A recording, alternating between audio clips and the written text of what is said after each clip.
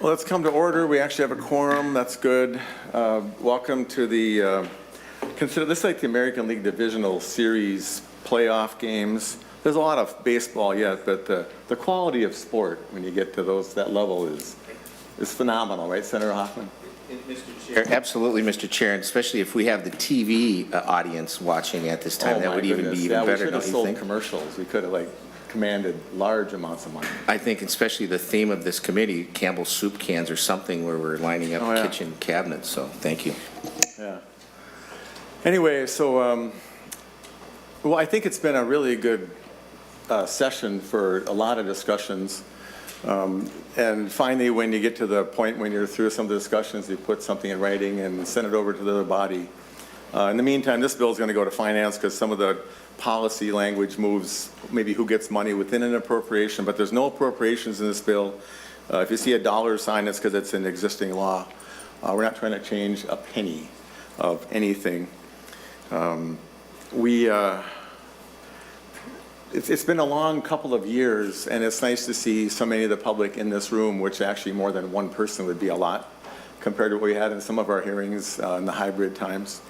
And I'm sure people are watching off-site, which is kind of handy so people can do their lives and savor the work we're doing here, trying to make a difference for people who need a little bit extra help.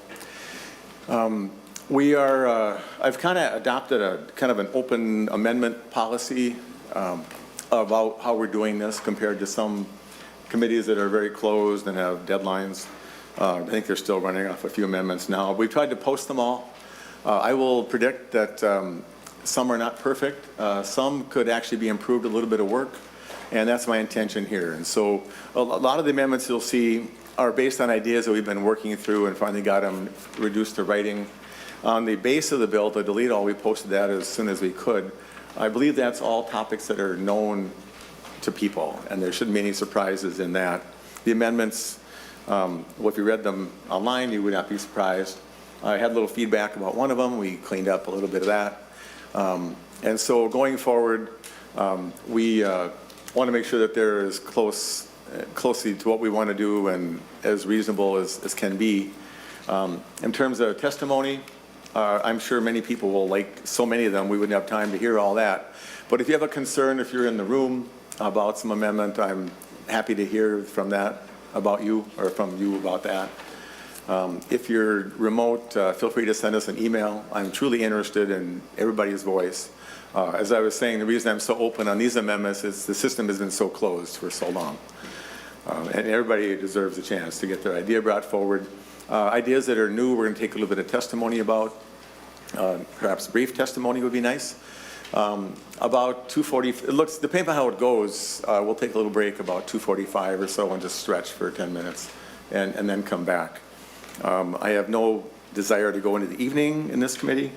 And so if you're going to, the amendments you're bringing forward, say what you want about them. And we'll have a few questions, and I've asked the department to weigh in where it makes sense. So that's the framework. I think that this committee has been a committee all the way along, and I think you'll see a lot of work from many people on the committee, and I do truly consider this to be a committee product. And I hope that the resulting improvements in Minnesota's statutes and services can reflect that as well. So anyway, with that, we're going to do a walkthrough, and then we have, I think the department's going to comment, and we might have a testifier or two somewhere along the way, and then we'll get into the amendments. So, Ms. Hoffman, if you want to start with a kind of high-level walkthrough, and then Mr. Monahan, you can switch over and take what amount of time you need, but not too exhaustively. So thank you. Mr. Chair, members, Article 1 is the Children and Family Services article. Section 1 comes from Senate File 3470, and it's Section 1 out of that, and it is a Senator Senjum bill. It requires funds appropriated under Safe Harbor to be used only for authorized activities under the statute. Sections 2 through 6 and Section 10 are sections pulled out of Senate File 4095, which is a Senator Hoffman bill. and it modifies the Family Assets for Independence program. Sections 7 through 9 and Section 14 are selected provisions as amended from Senate File 3263, which updates the Homeless Youth Act to include authorized use of grant funds only for activities under the section, and it adds provider improvement grants along with updating a report date. Sections 11 and 12 are from Senate File 3278, which is a Senator Hoffman bill. It allows agencies to contact MFIT participants by phone or in writing, and it also modifies the income calculation for public assistance programs. Section 13 is Senate File 3644, a Senator Hoffman bill, and it allows welfare agencies to use data to monitor eligibility for public assistance programs. And then Section 15 of Article 1 is revised language from Senate File 3115, which is a Senator Rarick bill, and it's a direction to the Commissioner to consult with stakeholders on efforts to reduce paperwork in child protection cases. Article 2 is behavioral health. Sections 1 through 4, 37 through 38, and Section 39, paragraph B, are from Senate File 2845, which establishes a Department of Behavioral Health. Sections 5 through 26, 33 through 36, and Section 39, paragraph A, are from Senate File 3165 as amended, which is a Senator Hoffman bill, and it cleans up the mental health uniform service standards. Sections 27 through 32 are from Senate File 3010, which is a Senator Nelson bill, and it makes technical changes to statute governing the coordinated care through behavioral health homes.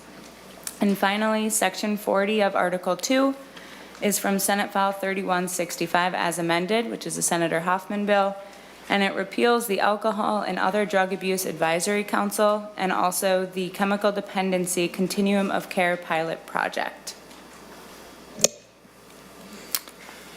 Mr. Chair, members, continuing with Article 3 is the Community Supports article. Sections 1, 6, 11, and paragraph R in Section 13, as well as Sections 19 to 21, are from Senator Hoffman, Senate File 3165. These are technical corrections from the Community Supports Administration at DHS. Sections 2 to 4 are a new proposal from Senator Abeler to permit ICFDDs to expand their capacity in a single-family home from 6 to 8 people, and a similar proposal to permit certain group home capacity to increase from 4 to 5 or from 5 to 6. Sections 5 and 9 are from Senator Abeler's Senate File 2974.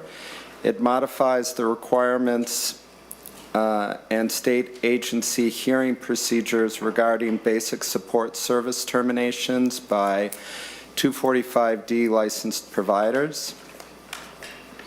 Section 7 is from Senate File 3165. This is a Senator Hoffman, this is a DHS proposal for a culture of safety, participant protection program, and some data sharing provisions.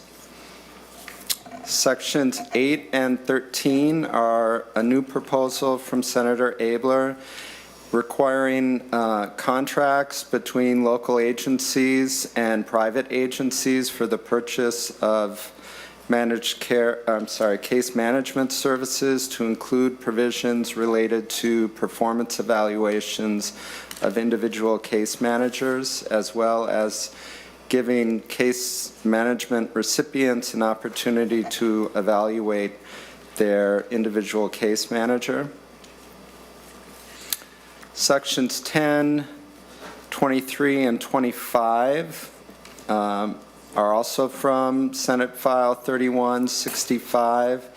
This is a DHS proposal related to telehealth cleanup. Section 13, paragraphs D and F in that section are from our modified version of Senate File 3389. This is a Senator Fate proposal to extend an existing option related to min-choice assessments to providers of customized living services under the BI and CADI waiver, and this option to submit a nursing assessment prior to a min-choice assessment is currently offered only to elderly waiver providers.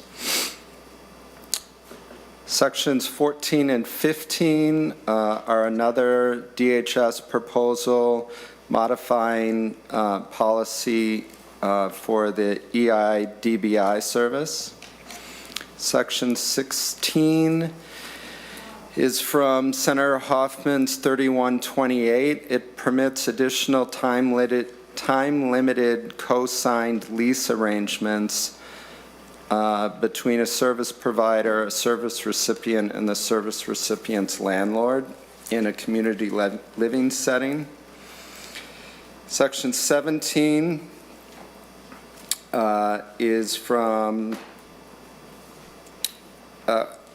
Senate File 3165. This was amended into the DHS policy bill, but it wasn't a DHS policy proposal. It clarifies the meaning of extended time for the purposes of determining the county of financial responsibility for the provision of certain home and community-based services. Section 14 is a modified version of last year's Senate File 1468. It modifies an existing housing support moratorium exception by permitting the supportive housing units to be developed in additional metropolitan counties, but it does not expand the number of units that can be developed under the exception. Section 22 is also a DHS proposal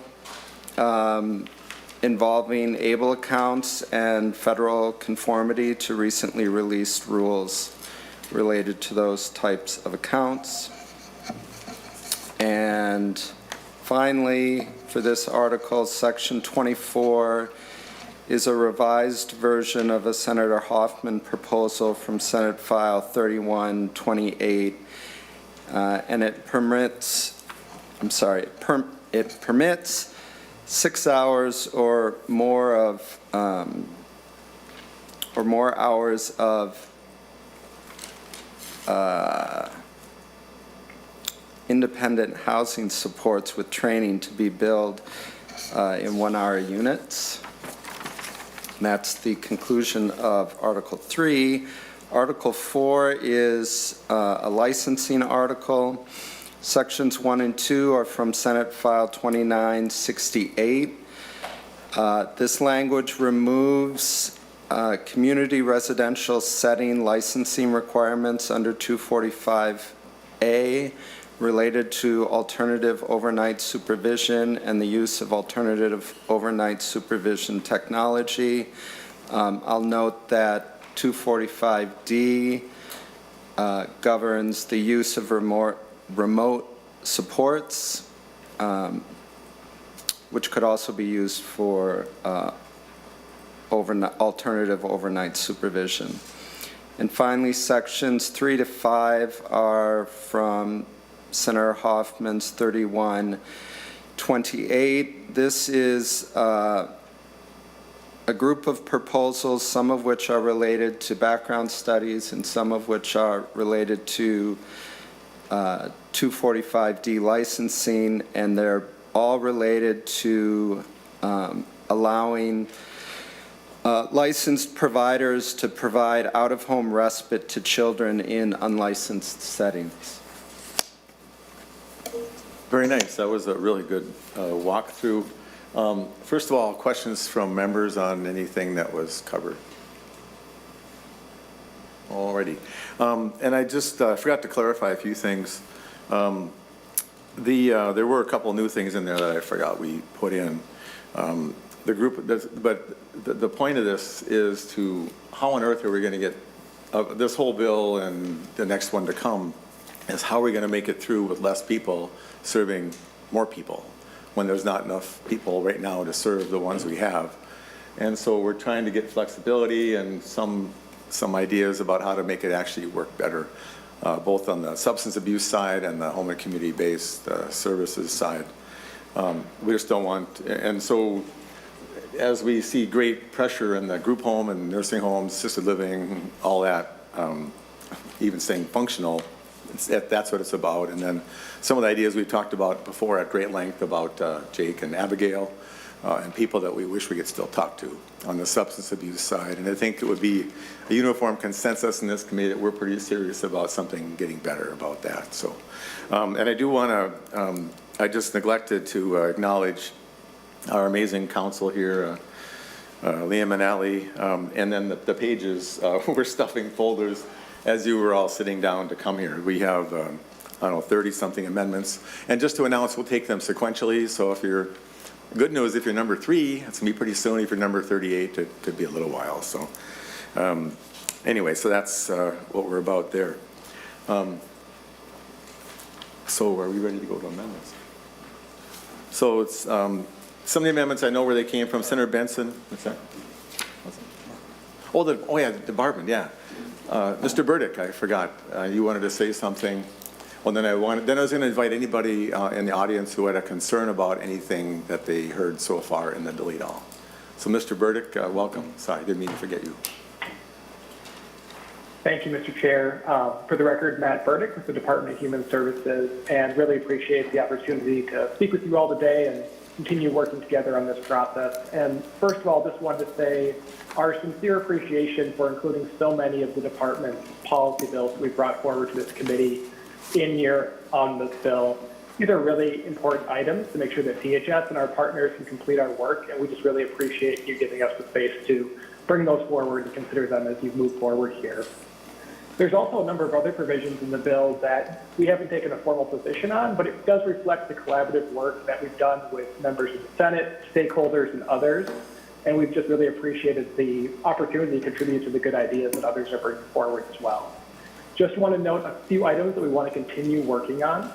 As Commissioner Harpstead has testified in this committee on several occasions, we do not support the creation of a standalone behavioral health agency. And while we haven't been asked to produce a fiscal note on this, we do believe there will be costs to this provision.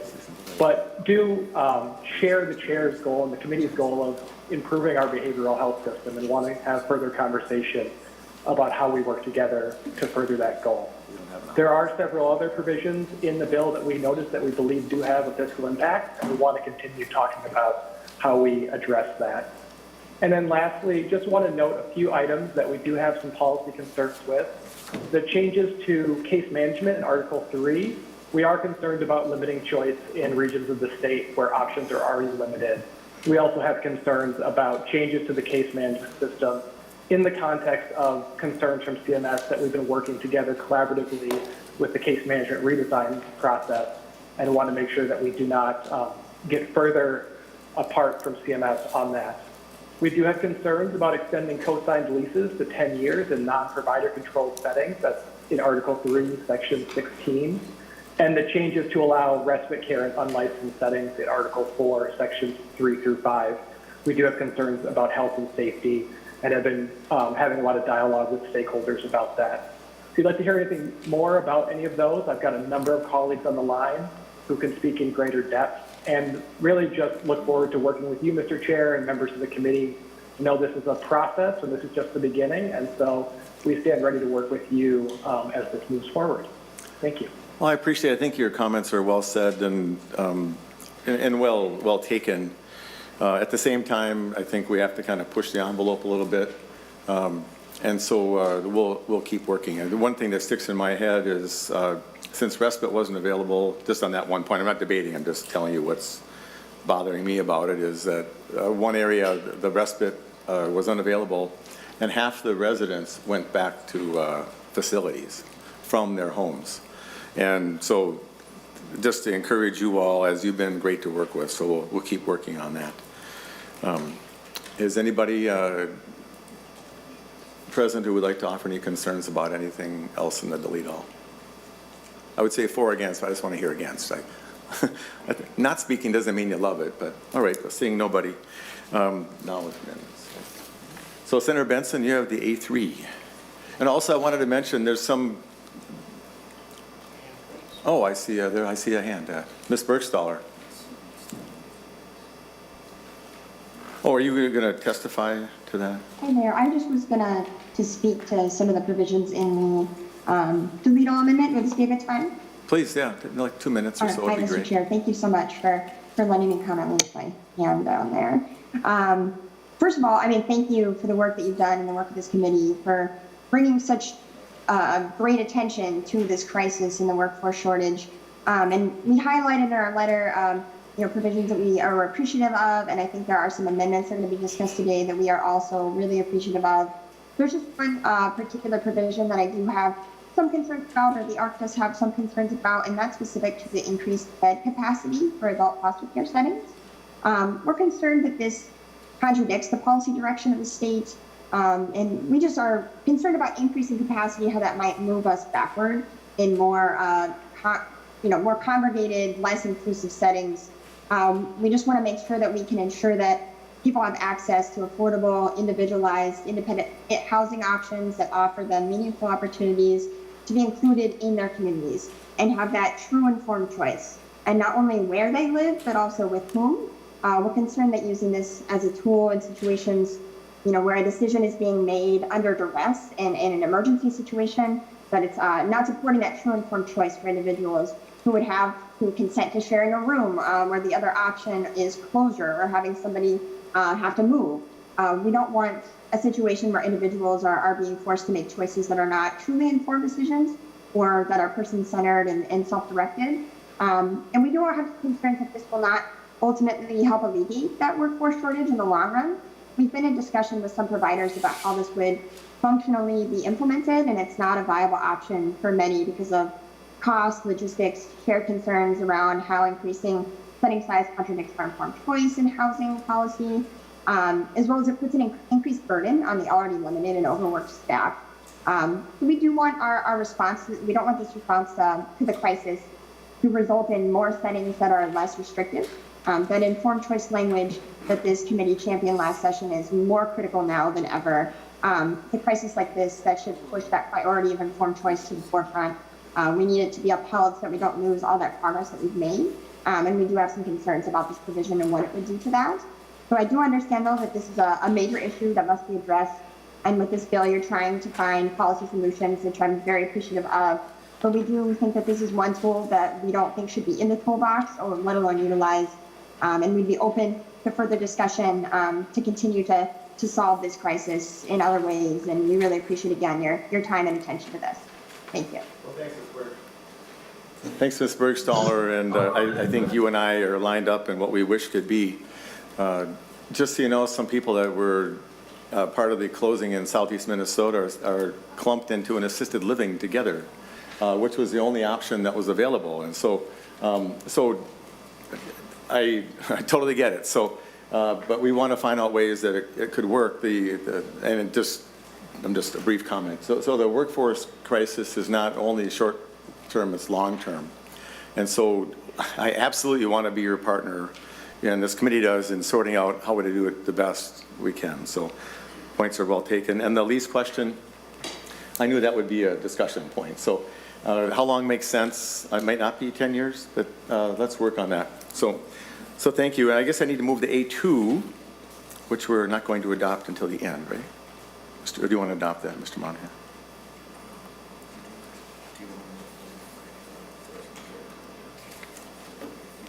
What's that?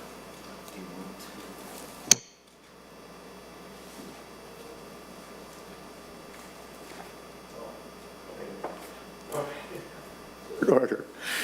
All right, so we need to adopt the A2 because there's some amendments to amendments, which would then be invalid.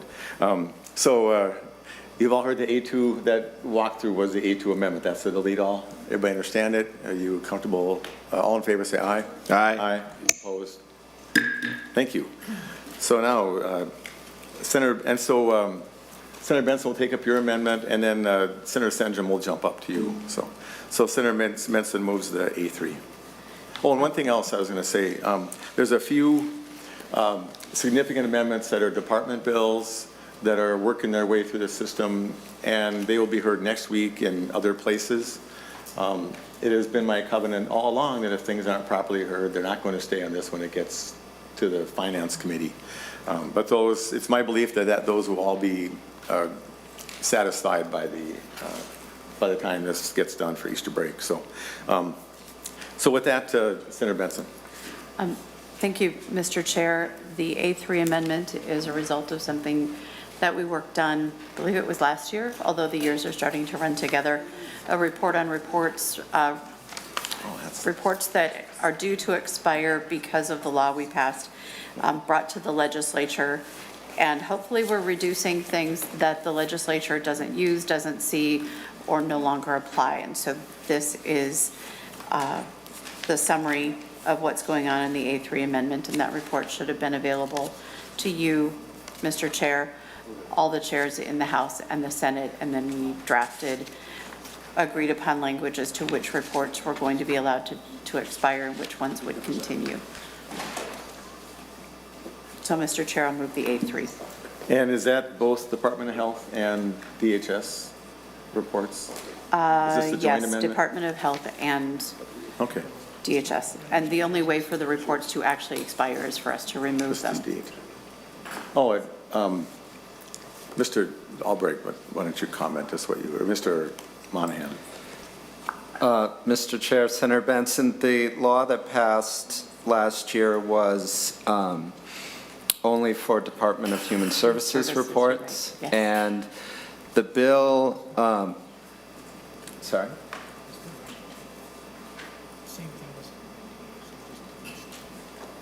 I see. There was also language, apparently, for Department of Health. We just apparently have not received the report. So this is a response to the report from the Department of Human Services. The reports would expire under the law. The problem is all that language would stay in the statute. So this, for those that are expiring, it's removing the language. For those where there was agreed upon or an agreement to keep the reports, the language was modified to specify that they would remain in place. Thank you. And Mr. Chair and Senator Benson. Mr. Monahan, I did see 144A here, and I thought maybe we got some Department of Health stuff in here too, but we will continue to work on eliminating things the legislature doesn't use so that we can reduce work at the department. With that, I would move the A3. That's it. Questions from members? Okay, all in favor, say aye. Aye. Opposed? Senator Senjum. And I believe it's the A16. So A16 amendment, Senator Senjum, and you have a testifier. No, yeah. So Senator Housley will move the A16. Thank you. Did she just say you no? want to describe it? Senator Housley? Mr. Chair, do we get to offer our amendments earlier if we go sit over there? If you can do it whatever you like. We've become kind of a casual committee. So if you want to sit in the table and like spread out and settle in for a while, that's cool. Or you can. Senator Senjum has priority over all. This is good. He is Mr. a Chair. pretty special, like an associate member of this committee. He's been here a number of times, and so we like him to be here. So Senator Senjum to the A16.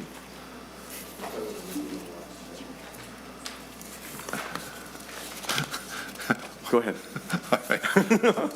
Okay. Joke somewhere? Thank you, Mr. Chair and members. It is good to be back.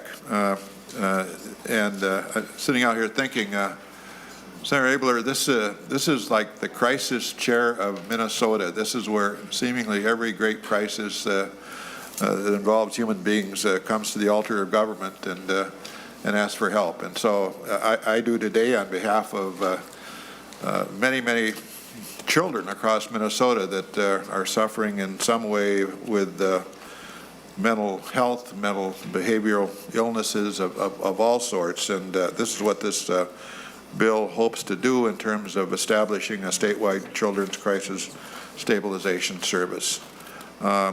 Specifically, it creates a service and standards for providers to offer mental health crisis stabilization services to children in the state of Minnesota.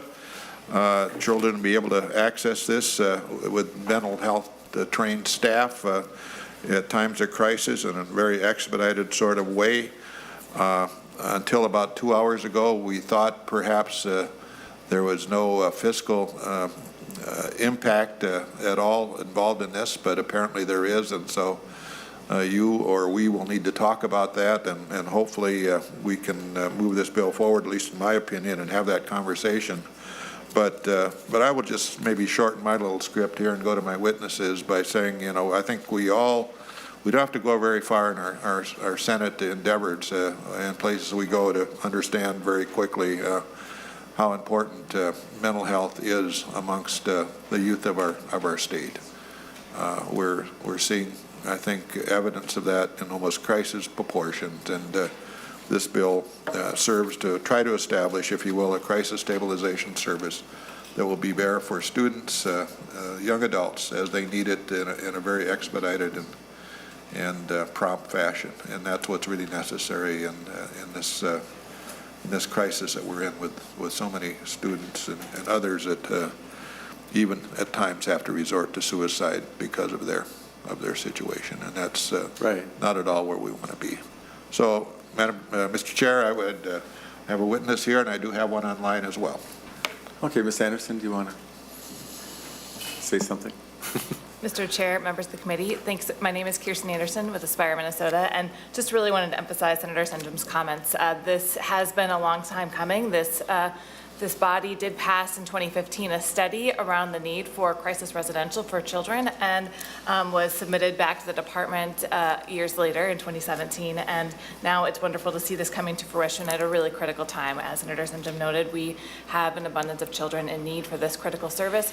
It was designed very thoughtfully with county, NAMI, and provider voices, including with deep conversations with the Department of Human Services, with the goal of making this service as accessible as possible to young people and families in need. So with that. Well, thank you. Mr. Chair, I do have a Mr. Hunter online, I believe. Mr. Hunter, do you want to say something? Yes, thank you, Mr. Chair and Committee. Tim Hunter, I am the Regional Program Coordinator for the CREST Adult Mental Health Initiative here in Southeast Minnesota. So I am also the project lead for our Southeast Regional Crisis Center, which, thanks to the work done in 2018, we were fortunate enough to construct a building and a center here with 10 county region and community of providers and hospitals and health plans and advocates. And now an operational partner with Nexus Family Healing, we are able to offer 24/7 access to trained mental health staff in a warm, trauma-informed, person-centered environment, which you can see behind me. And I just kind of want to take a second to talk about the process a little bit. To make this reality, obviously we had a number of certifications that go into providing real-time access and care. And so with that, on the adult side, it was very clear, very straightforward, how we offer services to adults, the billing mechanisms, and the things that follow subsequently. For children, currently in the state of Minnesota, that process is not very clear. We have to use the shelter rules that really are not the correct method of service delivery currently. And so now, as we've kind of worked on this bill in conjunction with a lot of other stakeholders and partners, it is really critical to kind of have that pathway to accessing these services in a sustainable fashion for youth and families. We opened the very end of July and are seeing a number of individuals and families accessing it for many, many reasons, all of which are unique. And so with having a no wrong door policy here in Southeast Minnesota, we are able to meet the challenges of very unique circumstances in real time and really have access that is really unprecedented for youth and families. And so, again, I am sitting here in support of this language, and also that, that we can kind of move this forward and continue our partnership with both Aspire, NAMI, and the state of Minnesota and the Department of Human Services for this really important piece of language. So with that, I'll take questions and I appreciate your time. Thank you very much, Senator Benson. Thank you, Mr. Chair. On the A16, could somebody either from the department or one of the advocates walk me through how this has no cost? I was about to ask that question. So if the department, and so just to the department, as we go forward, you may or may not want to comment on these things. Hopefully my staff will notice your hand, but raise your hand. And, but so I'm sure there's somebody there, Mr. Burdick, who's can comment about the no cost part or the cost part.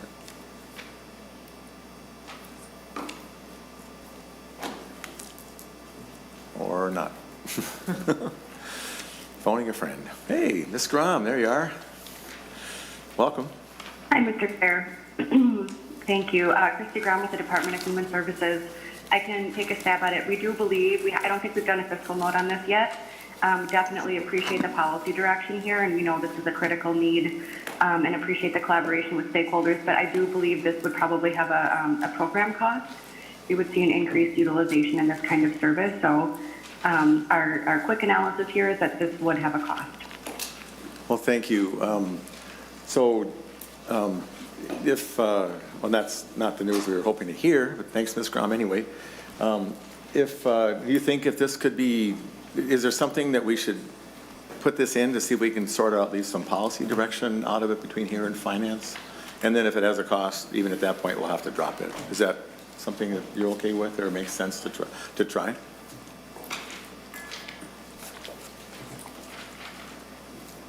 Mr. Chair, was that question for me, or was Oh, that yeah, for, Ms. Grom, please, yeah. So, I mean, we're happy to continue to work with. Okay, go ahead.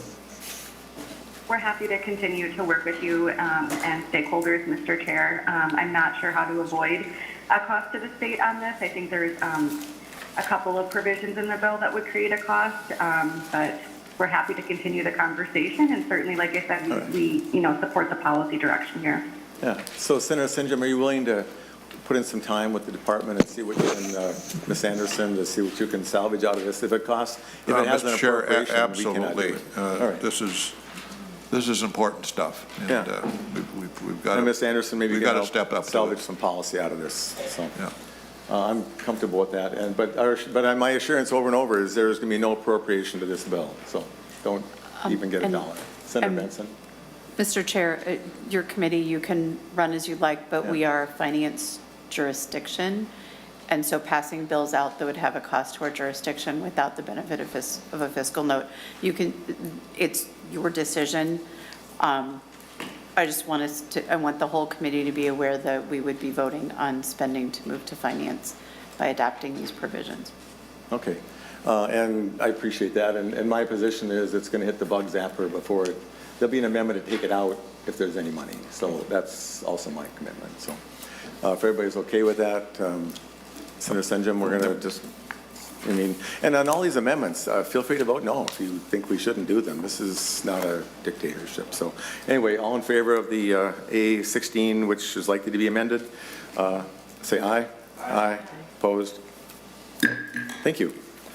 Thanks, Senator Sinjam and Ms. Anderson. Now we're on the A5, Senator Wickland. Thank you, Mr. Chair. The A5 amendment is language that has been brought forward from Senate File 3062, which is the March bill that has been presented in this committee. And so we looked for language that was policy only, our hope was, and collected that into an amendment. I do want to make an oral amendment to the A5 amendment, if I could, please. Please. I received information this morning from Brian Zerbis that we want to remove one of the provisions that has already been removed in the House language, and that is section 17, so lines 2.24 through 2.29, I believe. Okay. So Senator Wickland is moving to delete section 17, lines 2.24 to 2.29. Let's just do that, and then you can actually incorporate that orally if you like. Okay, yeah. So just incorporate that. Okay, I'll incorporate that oral amendment into the A5 amendment. Does that work for council? Okay. And then to speak about the amendment and what it contains, I have two people here to testify, and I believe first Tina Silverness is going to testify, and then I have Brian Zerbis also, who's going to make some comments. Well, thank you, and this was heard in the licensing committee, so. So Ms. Silverness, a couple of minutes, maybe 2 minutes from your point of view, and then Mr. Zerbis the same. Welcome. Thank you, Mr. Chair and members of the committee. For the record, my name is Tina Silverness, and I am the CEO for the Center for Alcohol and Drug Treatment here in Duluth. I am also on March's Board of Governor and co-chair of the Government Affairs Committee. Today, I am testifying on behalf of March. I'm just going to touch on two of the major items and to cut down the cost, or the time, sorry. The first section addresses the continuity of work between former interns and the alcohol and drug counselors' licensure approval. The issue has been that emerging clinicians can wait several weeks before BBHT can approve their license due to the required paperwork from the schools and a second background check. These delays impact our workforce and the continuity of care for patients. These former students are not allowed to practice during this time frame despite having all the competency requirements. So this proposal would allow former LADC students a 90-day window to practice from the date of the student's degree conferral and under the supervision of that agency. And then the last section I'd like to talk about briefly is the flexibility in residential treatment hours and co-occurring credentialed staff. The issue here has been that some patients have difficulty participating in all the weekly programming. These patients have much needed medical appointments, dental appointments, some have COVID-19, or there may be motivational or psychological issues. There's just a wide array of very legitimate reasons why they may miss a few hours of treatment. And program staff end up dedicating more time addressing these issues compared to their stable, engaged patients. Yet, providers are being asked to bill for fewer services or being threatened with allegations of fraud and clawback if they do bill for the patient's level of intensity. Additionally, providers with a co-occurring enhanced license are required to have 25% of their clinical team be fully licensed professionals, and there's a limit on the number of interns and pre-licensed staff the agency can engage. So this proposal provides a means for programs to get reimbursed when the patient is unable to attend all the weekly programming, and would allow for providers to determine that adequate staffing complement for those co-occurring programs as long as they met the basic requirements. I want to thank the chair and chair members, and special thanks to Senator Wickman for authoring the bill. That concludes my testimony. Well, thanks. And Mr. Zerbis, do you want to pile on that for a minute or two, please? Thank you. Yep. Thank you, Mr. Chair. For the record, Brian Zerbis, Vice President with North Star Behavioral Health, a substance disorder organization in Minnesota. I also serve as a co-chair of the Government Affairs Committee with March. So a couple other areas in the provision. There's language in the HIV training standards to update or modernize from chemical dependency to substance disorder. Also to clarify what the, to outline the content required in that training for providers to be able to train staff on it. In section 15, there's language for withdrawal management programs to have expanded options to have operate with a supervised living facility Class A license. Currently, withdrawal management programs can only operate with a Class B license for non-ambulatory people. In section 16 and 20, there's language around a term called guest speaker. What that does is it allows a qualified professional counselor in a program to have a person, an employee, or someone in the community with knowledge or expertise on a topic that's relevant for clients, to be able to come in and present to clients, as long as the counselor or the qualified professional stays in the room under the direct supervision or observation of the guest speaker, and that individual, the qualified professional, is responsible for documenting that treatment service. In section 18, there's language clarifying documentation requirements. Currently, when a significant event happens, the documentation needs to happen immediately. There's language to clarify to have a 24-hour window after a significant event to have the documentation be completed. In section 19 is language around treatment plan reviews. Currently, substance disorder programs have to provide do a treatment plan review and update every 7 days for people in treatment. What the language does is it extends that to 28 days. For a couple reasons, So, Mr. Zerbis, you don't have to go to that level of detail, just kind of. Yep. It's been heard, so, and this was actually reviewed at one point in the committee, so just kind of, you're doing great, I appreciate it's interesting, no problem. but thanks. Last couple items, in under 30 seconds, there's an annual report that the department puts out on reimbursement rates. We would like to have substance disorder reimbursement rates added to that report.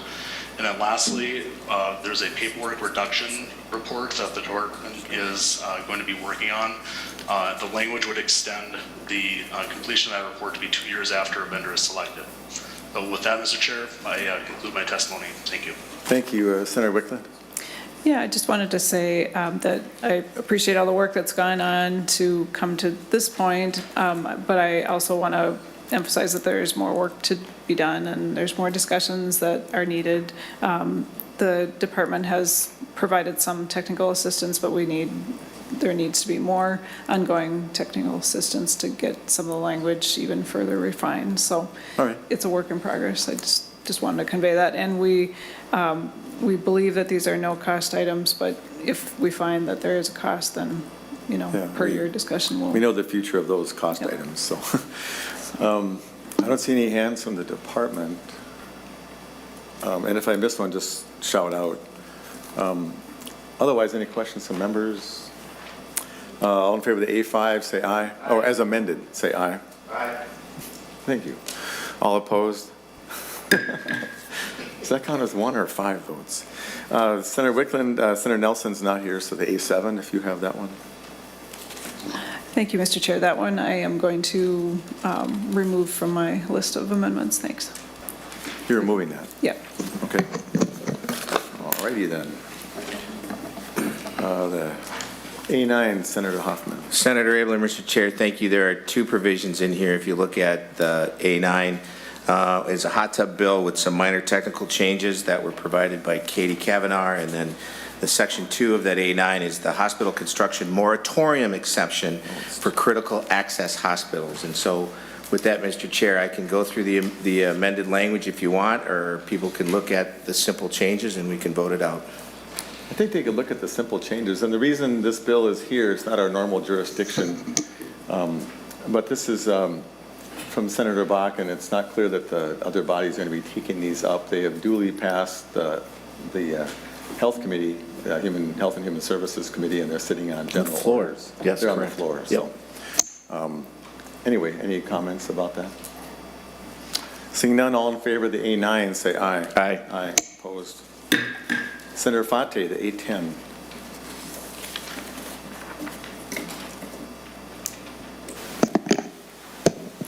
Thank you, Mr. Chair. The A10 amendment has been heard in this committee previously when it was added to SF 3389. The amendment addresses a concern about the RFP process and used to award FMS service contracts by allowing qualified and willing agencies to become an FMS provider at any time before the CFSS implementation to provide maximum client choice and avoid providing an unfair competitive advantage to certain providers. So this approach will allow for a fair and more transparent process and ensure a more competitive business environment while mitigating the risk of consolidation in the industry. So, and we also have Mossab here, Mossab Khalif, who also previously testified on this. Okay, I don't think we need testimony from that person. For questions, I apologize. No, it's fine. No, I mean, we heard it, and so I appreciate that. But does the department want to comment on this at all? Again, Mr. Chair. Senator Benson on the way to the department. Yep, if the department could comment if they're absorbing these costs. That's exactly what, Senator Benson, it's a little frightening how this is going today with our same questions. So who's from the department? Is that Ms. Grom again or somebody else? There you are. Howdy. Yes, I'm Mr. Chair and Senator Benson. We do believe that this amendment would have a cost. We are open to this policy direction, but there would be a cost here. So what would the cost be based upon, Ms. Grom? Mr. Chair, it's my understanding there would be, there's a requirement in here for technical assistance for providers, and just keeping the RFP open on a rolling basis would create administrative costs at the department and a need for additional grant managers. All right. I just think this is a really important issue. And so, like everything else I'm asking you, maybe the technical assistance part could be, jettisoned at some point. Are you willing to work with Senator Fate and see if you can't rescue at least some of this? I think it was a concern that the process closed too soon. Maybe there should be a savings in your department already from closing it so soon. That could be then carried forward. I'm just being a little facetious, but Ms. Grom, is that a reasonable request that somebody from there could try to sort this out and see if we can't make it work? And if not, we'll have to take it out when it gets to finance. Ms. Grom? Mr. Chair, we're absolutely willing to work with Senator Fate and his stakeholders. I know we've been having pretty frequent meetings with them already, and we've had some requests actually to meet with the stakeholders as well as counties to continue to talk about all of the provisions that we had heard related to this topic earlier this session. Well, I'm grateful. Senator Fate, you game for that? Absolutely, yes, and I appreciate the hard work from the stakeholders as well as DHS, so thank you.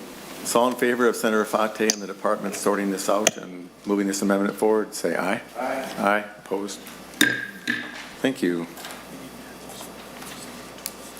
Okay, the A11 is the Senator Matthews amendment. He's going to pop back. And so we're trying to respect people who aren't in the committee so they can come and go as they need to, because it's this committee really belongs to the Senate. The A12 is Senator Hoffman. Thank you, Mr. Chair. Presumptive eligibility. Thank you, Mr. Chair. This is the work you were doing on the presumptive eligibility, and unfortunately, there are older adults and people with disabilities who need long-term care, but they have to wait sometimes up to 90 days just to establish eligibility, which, Mr. Chair, as you know, that inadvertently funnels many families who prefer home-based care towards nursing homes. Go figure that one. Under presumptive eligibility, workers can use the financial information and screening tools to quickly presume a low-income individual is eligible for Medicaid, and an individual can receive services in their home while the application is being processed. This is, many states and the feds allow this by quickly providing a continuity of care in the community.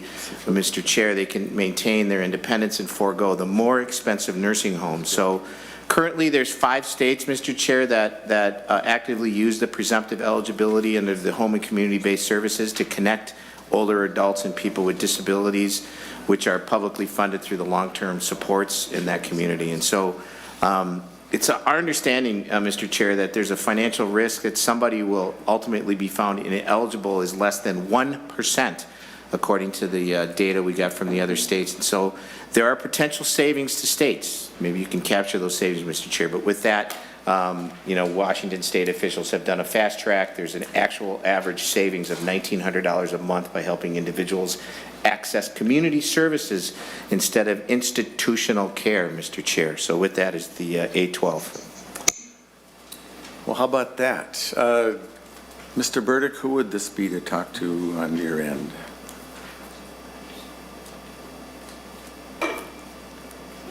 Mr. Chair, I believe that would be Ms. Grom or Elise Maley, our budget director. All right, well, pick one, and maybe Ms. Bailey hasn't been here yet, so let's talk to her.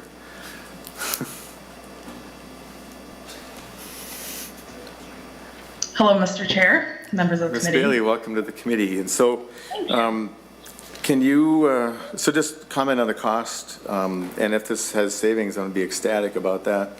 So, and the department's opinion about this. This bill would certainly have a cost, as it would shift kind of the timing of when claims are paid for a person receiving Medicaid. So, but we would have to do a full fiscal note analysis on this provision to let you know what that cost would be. So, Ms. Bailey, if you talk to Washington State and find that they've saved money, would that be part of your fiscal note? We are certainly happy to look at data across the country, and if that's the case, we would certainly incorporate it into our fiscal note. All right. So, I mean, this is not going to go to finance until probably after Easter. So, I think it's worth pursuing. There's a certain benefit to the families. Senator Hoffman, what benefit could come to a family or an individual if this were in law? So, Mr. Chair, that's a great question to ask. They would be rather in the community, in their home, which isn't that what we want to do, is to keep people in their homes and in the community versus institutionalized care? So that's an absolute uptick in this. And it would be consistent with the provisions under, I don't know, Olmstead, Supreme Court decision from 1998 maybe, and the Olmstead plan that Minnesota set up, Mr. Chair. So thank you. I think it's a win-win across the board. So I think Ms. Bergstall would like this, wouldn't she? I think she would absolutely like this. Anyway, so if it does cost money officially, we can't take it past finance, but I'd like to give it a shot. And so if members are cool with giving people a chance to not go to an institution by saying yes to a piece of paper, that's going to be the amendment. Anybody, any questions from members? All in favor of that, say aye. The 812, say aye. Aye. Opposed? Thank you, Ms. Bailey. I appreciate that. And is Mr. Griffin here yet? We're going to wait for when he gets here. We're going to talk about A13. The A14 is from the Centers for Independent Living. And Mr. Monahan, is there an amendment to this one? Okay, so I'm going to move the A14, and there's an amendment to the amendment, which we are going to take up first. And then the A37, which is actually not the highest numbered amendment. So then I'll move the A37, and Mr. Monahan will describe it, please. Mr. Chair, members, if you look at the underlying amendment, the A14, on page 1, line 5,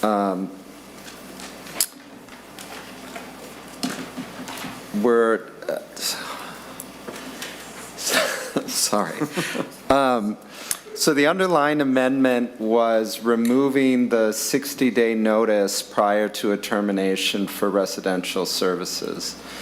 The amendment to the amendment is reinstating that 60-day notice. So under the A14, if you strike that language, it would have been a 90-day notice prior to termination of those services. By reinstating that language, it remains at 60 days. Okay. And then there's a conforming change later down on line 12, where we strike 90 days because that made sense under the A14, and we're now replacing it with language that just recognizes that there are two different timelines for the termination period. It's either 90 days or 60 days, depending on which service is being provided. Very good. So let's, I can incorporate that, but let's just vote on it. All in favor, say aye. Aye. Opposed? There you go. Welcome to the committee, and we have two testifiers, and we've not actually gone through the amendment, so if you wanted to just review the amendment for us. Yes, absolutely. Good afternoon, Mr. Chair and members of the committee. I am Jesse Bethke Gomez, the Executive Director of Metropolitan Center for Independent Living, and my colleague Jacob Schuler, who is the Executive Director of the Southeastern Minnesota Center for Independent Living. We are among 8 centers for independent living in the state of Minnesota. We are statutory nonprofits by way of the federal government and Minnesota Statute 2688-11, Centers for Independent Living. This past year, we helped over 1,600 people avoid institutionalization. We are deeply committed to independent living, and the essence of what you have before you is to elevate the whole idea of choice and what is the individual would like to do. We are very empathetic to, we're in a crunch on workforce. We're in a difficult situation for group homes, for long-term care facilities, for PCAs. We have tremendous empathy for how you are working through all of that. I think the best way to capture what this amendment is about is to look at how do we make certain that when there are these potential closings, that we look at to make certain that we're listening to what the individual is saying and what their needs are. Jake Schuler, if you, we'd like to defer to you. I understand that Jake is with us via video conferencing. All right, Mr. Schuler, welcome to the committee. Thank you. Good afternoon, Senator Abeler, and members of the committee. Excuse me. The closure of the community residential settings places great hardship and risks on the persons. As Jesse stated, we are deeply concerned about that. We all, as the collective community of Minnesota, have a responsibility to fulfill the promises put forth by the Olmstead Plan, which promises this to people with disabilities, and I quote, "The opportunity and freedom for meaningful choice, self-determination, and increased quality of life through opportunities for economic self-sufficiency and employment options, choices of living location and situation, and having supports needed to allow for these choices." We're currently breaking those promises. The proposed amendments to the statute before you are put forth as a first step to give people impacted by the closure of community residential settings the time, information, and opportunity to have more power in where they live and how they live when forced to move from their homes. That's simply put something we would all want and something we should all demand for persons, including people with disabilities. If you'd like me to walk through the proposals as far as the amendments goes, I can do that, but I don't want to disrespect your time, Senator. Well, no, I think it's appropriate. This is actually a new project, so just if you can get the highlights. So this is all about closures and helping people know their rights. Doesn't change any of the services. It inadvertently changed the timeline, which was not our intention. That's right. And so, yeah, Mr. Schuller, if you want to take a minute and walk through the highlights so people know what you're doing and how we're trying to integrate. There's also effort to have the ombudsman be part of this situation, and so none of this has any fault about why they're closing. We're just saying, okay, you got to close for whatever reasons. There's a meeting ahead of time where you discuss options, and there's the notice of 60-day, which then is when this bill comes in. So, Mr. Schuller, if just the highlights would be great. Right. First and foremost, as Jesse mentioned, Centers for Independent Living are well positioned to help with preventative services as it relates to folks moving to institutional settings. Therefore, the amendment calls out to have referral sent to whichever regional Center for Independent Living is appropriate based on where that closure is taking place. We would be able to offer referral information as well as housing expertise to residents impacted by that closure. And we feel that full approval of the closure by DHS should take place once a confirmed plan is established for each one of those individuals receiving services in their current home. They are effectively being evicted through no fault of their own, and I think we need to take care to make sure that their rights are honored, not only by having the Centers for Independent Living in place, but also by confirming that their plan is in place by all parties involved. So we would ask for a conditional approval by the department prior to a lot of those plans taking place, with approval understood by the Centers for Independent Living. And then that written notice would be provided by the persons impacted due to the closure with contact information as it relates to the Regional Center for Independent Living, as well as all other appeal rights and information that somebody might need to make the best plan forward.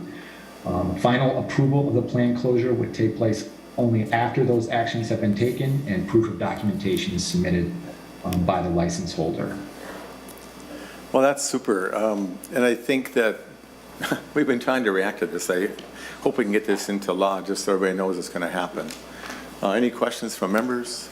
To the department, I presume you're comfortable with the policy direction this is going in, and maybe you even like it the way it is? Is that true? Like, is that Ms. Grom, or would I ask? Mr. Chair, Christy Grom with the Department of Human Services. Certainly, we would like to make sure that people have all of the protections in place when service terminations and closures occur. I think the way that this is drafted is just not workable, so it needs a lot of work. I know we just saw the language, I think, late last week. I think it does have a cost, and I'm not sure that we're getting at the purpose of what we're trying to address here, so we would need to work with the stakeholders and you on this language quite a bit to refine it. A lot of work, okay. Well, this is my amendment. It's not that that's meant to make you want to like it more, but she'll be talking to me about the lot of work and the centers. So I hope there can be some way to do this. I don't even see the cost in it, but I'm not going to discuss it now. So we'll have a meeting about this next week. Put that in my work pile.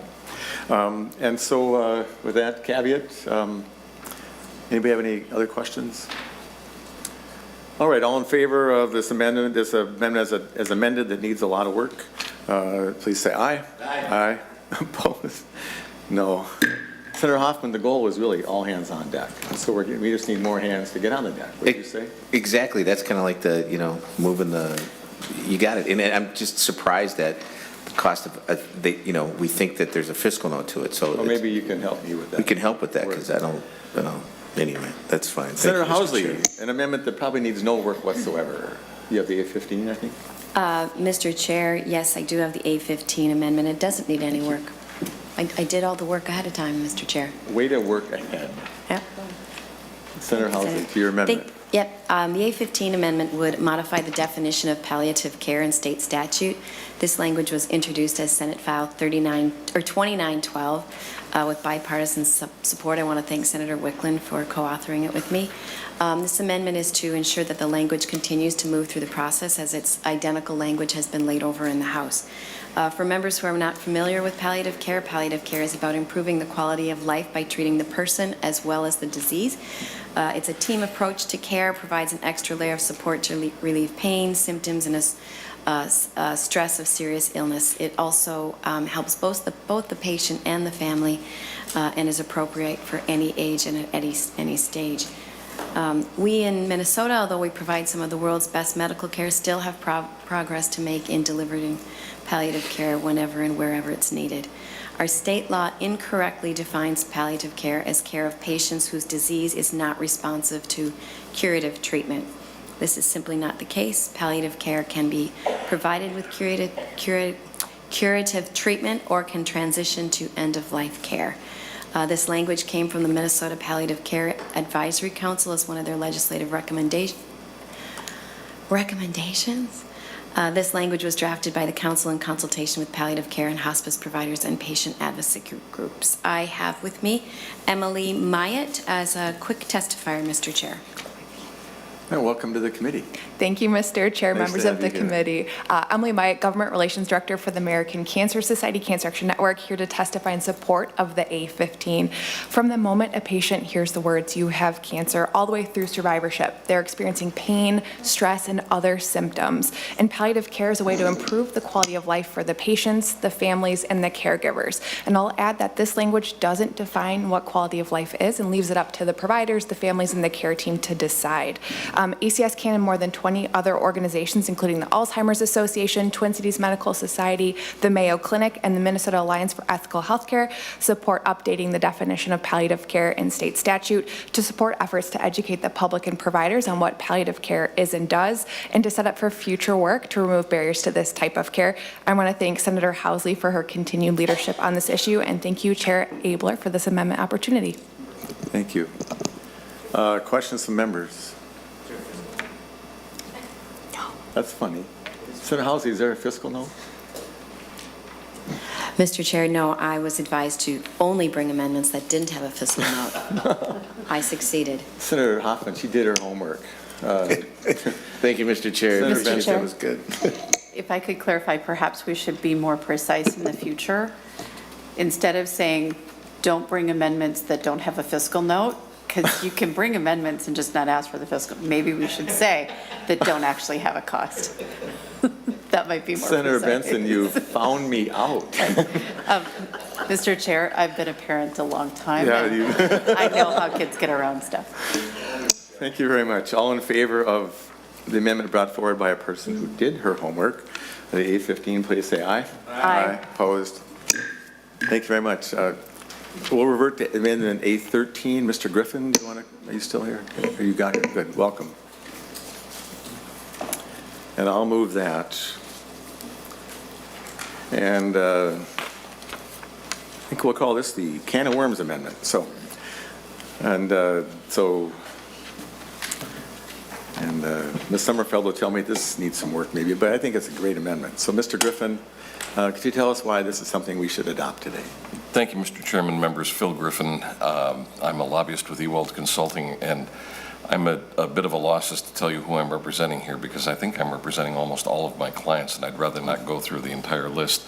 The amendment before you is something that was drafted about 6 weeks ago, dealing with background checks and the problems that the Minnesota Child Care Association is experiencing in trying to get child care workers background checks in a timely fashion.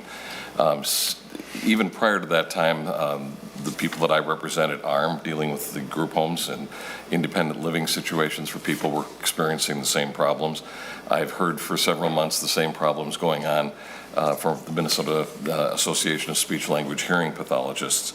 And so this is a problem in the background check since we changed vendors last year that is being experienced across all kinds of healthcare licensing groups. And I think if you took a poll of who's having problems in the healthcare field, you'd find that almost all the practitioners are experiencing the same kind of thing.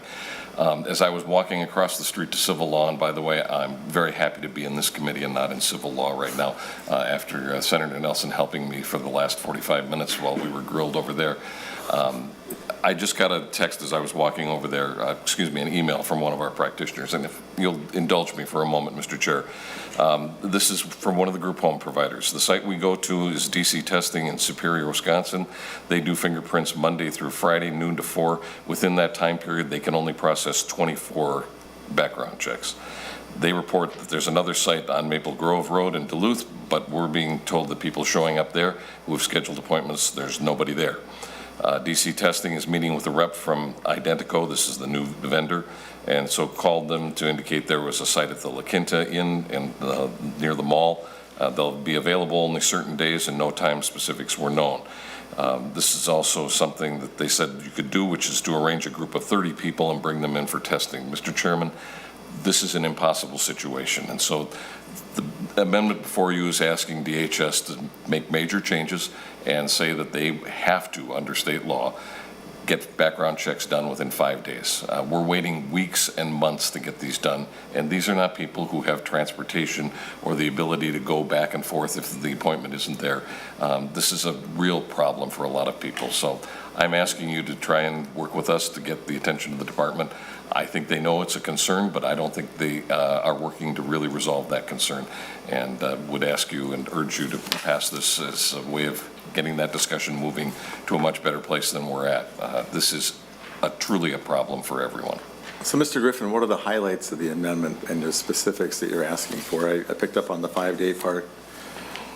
Can you just comment on? Mr. Chairman, I'll just say that we're eliminating some of the flexibility that the department has to get more time to do it, and that's basically what the amendment does. Right. Stated 5 days and take away that flexibility, which they say sometimes they need because all data is not available. Mr. Griffin, I don't know why it's a problem. You have so many people that want to work for you anyway. Oh, wait, you don't. So if they have to wait, they're going to go get a job doing almost anything else. Is that fair, Mr. Griffin? Mr. Chairman, yes. Yeah.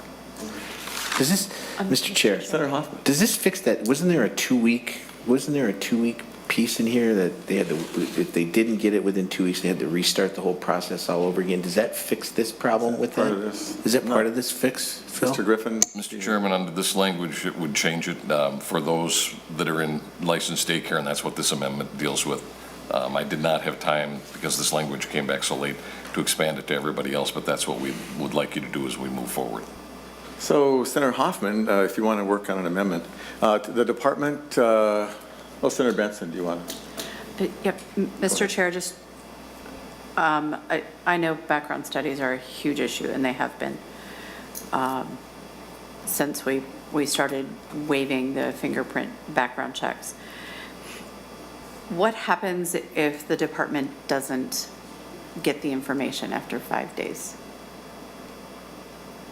Do we have somebody not background checked going into a child care? I'm trying to look at this language and engross it into the bill. Is this going to result in somebody not having background check at a child care facility? Mr. Griffin, you wouldn't know that. Do you know that? Mr. Chairman, Senator Benson, I don't have the answer to that. All right. Is this Ms. Sommerfeld, or who else is in your group there, Mr. Burdick, that can talk about this?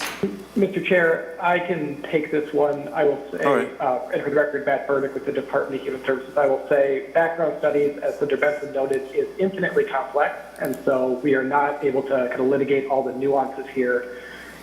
We just saw this amendment when it posted, and so we're kind of working through it. We do have some significant concerns. It removes a lot of the language that we believe we need for federal compliance related to our funding for child care, and so we need to analyze that. And to Senator Benson's point, our background studies tend to clear fairly quickly for the majority of people for whom we have data in our system. However, with people where we have information that we're waiting on for other states or other complications where we have to do manual work to really adjust and see if the person is eligible under Minnesota's background studies statute. That's where the complications and delays really do come in. Sure. So happy to work with the author and with the advocates. We obviously know the workforce crisis is real, and we want people to be starting work as quickly as possible, but we do have some federal constraints in this space that we need to make sure that we're attended to. I appreciate that. Is there somebody on the committee that would like to dig into this a little bit? Senator Benson, do you have time? I don't know. No, Mr. Chair. Well, then it's going to be me unless somebody else wants to work with me. I think the situation, and the department has a massive job. We learned a couple hearings ago that they have like laws that are, they're books long of laws that we've written. There are federal laws that are longer than that, and sometimes even more foolish, that we have to contend with. But it's still not working. It's not working. We are in the middle of, this is like, hell, if you haven't heard this before, there's a workforce crisis. People are being turned out of their group homes to go into lousy settings, with all respect to the settings, but not their first choice, not their informed choice, to be housed. And I will say almost warehoused, which is better than being in a station wagon parked in the lower level of a parking ramp. And we have a system that is making it even worse. We have few people that want to do this job in the first place, who are, God bless them, willing to be humanitarians enough to want to serve these folks and do some of the nastiest jobs around. And we're making it impossible to even hire them. It just cannot be. So, yeah, I'll take this on. Mr. Chairman. Chair. So, Mr. Chair. Senator Benson. I am concerned that we are taking a vote on reducing protections in a child care program. I have been clear with the department since we started talking about background check backlog. They needed 2 vendors. They needed grants in order to get background checks more in the community. They have not done their job. I completely get it. And Mr. Chair, I do not think this amendment has been worked out enough that the committee should be voting on it. I do not know that we have adequate protections in place for people going into family child care. I know we need these background checks turned around faster, but I don't want to skip something.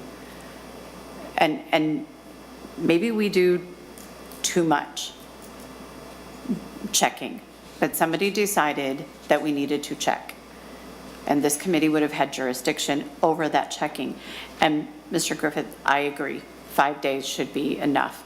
I am concerned that we are voting to remove protections without understanding what those consequences would be, and something might eventually work out. But I would rather have it worked out before we all took a position. We're dealing with Title IV residential facilities. We're removing them. I would love the 5-day. I would love to make this easier. But really what we need to do is for the department to get this vendor to have weekend hours and to be open evenings. I mean, that's how we solve this. It's not by doing amendments that we don't understand. And so I'm going to respectfully ask that this be withdrawn until it can be worked on. The rest of the stuff we can work on. This is childcare, and I am concerned. I get it, and I don't disagree with you. My concern is you have done more cajoling than anybody and expended more words and more time than Mr. anybody on Chair. this committee to get almost nothing. And with the promise it's going to be better, and don't worry, there's going to be plenty of places, only to have these. I mean, that's my problem. And Mr. Chair? No, I'm not. And I've gone beyond cajoling. Yeah. With the department. I didn't want to move the background, the emergency background check timeline until we got some concessions from the department, but we're not winning that argument. The department needs to agree that people who are licensed medical professionals already had a fingerprint background check, need to be taken out of the backlog. There are things that they can do, and they need to go to this vendor and say, here's the deal, our state's in a crisis, you need to change, or we're going to take some of the penalties that are included in your contract. No, I appreciate that. So Senator Benson, this asks this question. What do you think about lines 1.4 to 1.8? They've already been having a background check for a private therapist. There's already a license, there's a completed background study. They don't have to get a second one. Yeah, Mr. Chair, if they're a licensed therapist, I don't see why we need to have them licensed again. Right, so I'm going to suggest this, that we would just adopt, I'd like a placeholder in here for just to continue the Mr. Chair. dialogue. And so maybe if I will amend my motion to be, I'll move lines 1.3 to 1.8 of the A13 amendment. Thank you, Mr. Chair. No, I'm just so frustrated. Me too. Everybody understand the abridged motion in front of us? And I don't know. You can't see. Sometimes the smoke's invisible, but my ears are smoking. It's coming out, and would somebody? We have to get serious about this. Yeah. There's going to be people with disabilities deceasing, dying, and having horrible lives unnecessarily, because there's people sitting in ARM and offices and other places, and they just can't get the background check done. They would pass it in a minute if they could get in the door. So anyway, that's a good start. So what's that? Yeah, let me restate the amendment. So I'm withdrawing my original motion, and I'm moving on the A13 amendment lines 1.3 to 1.8, which says, if you've already had a background study for a private therapist, there's a completed background study in the program's personnel file, you don't need a new one for a private therapist. So, everybody understand that? Okay, all in favor of that, say aye. Aye. Opposed? And so, but just so you know, to the department, the rest of this language and other like it is invisible, but it's in the bill. So, not per se, but the topic is open, and that's in my work pile. So, thank you, Mr. Chairman, Griffin. members. Appreciate it. Yeah, thanks. What do we got now? Number 18?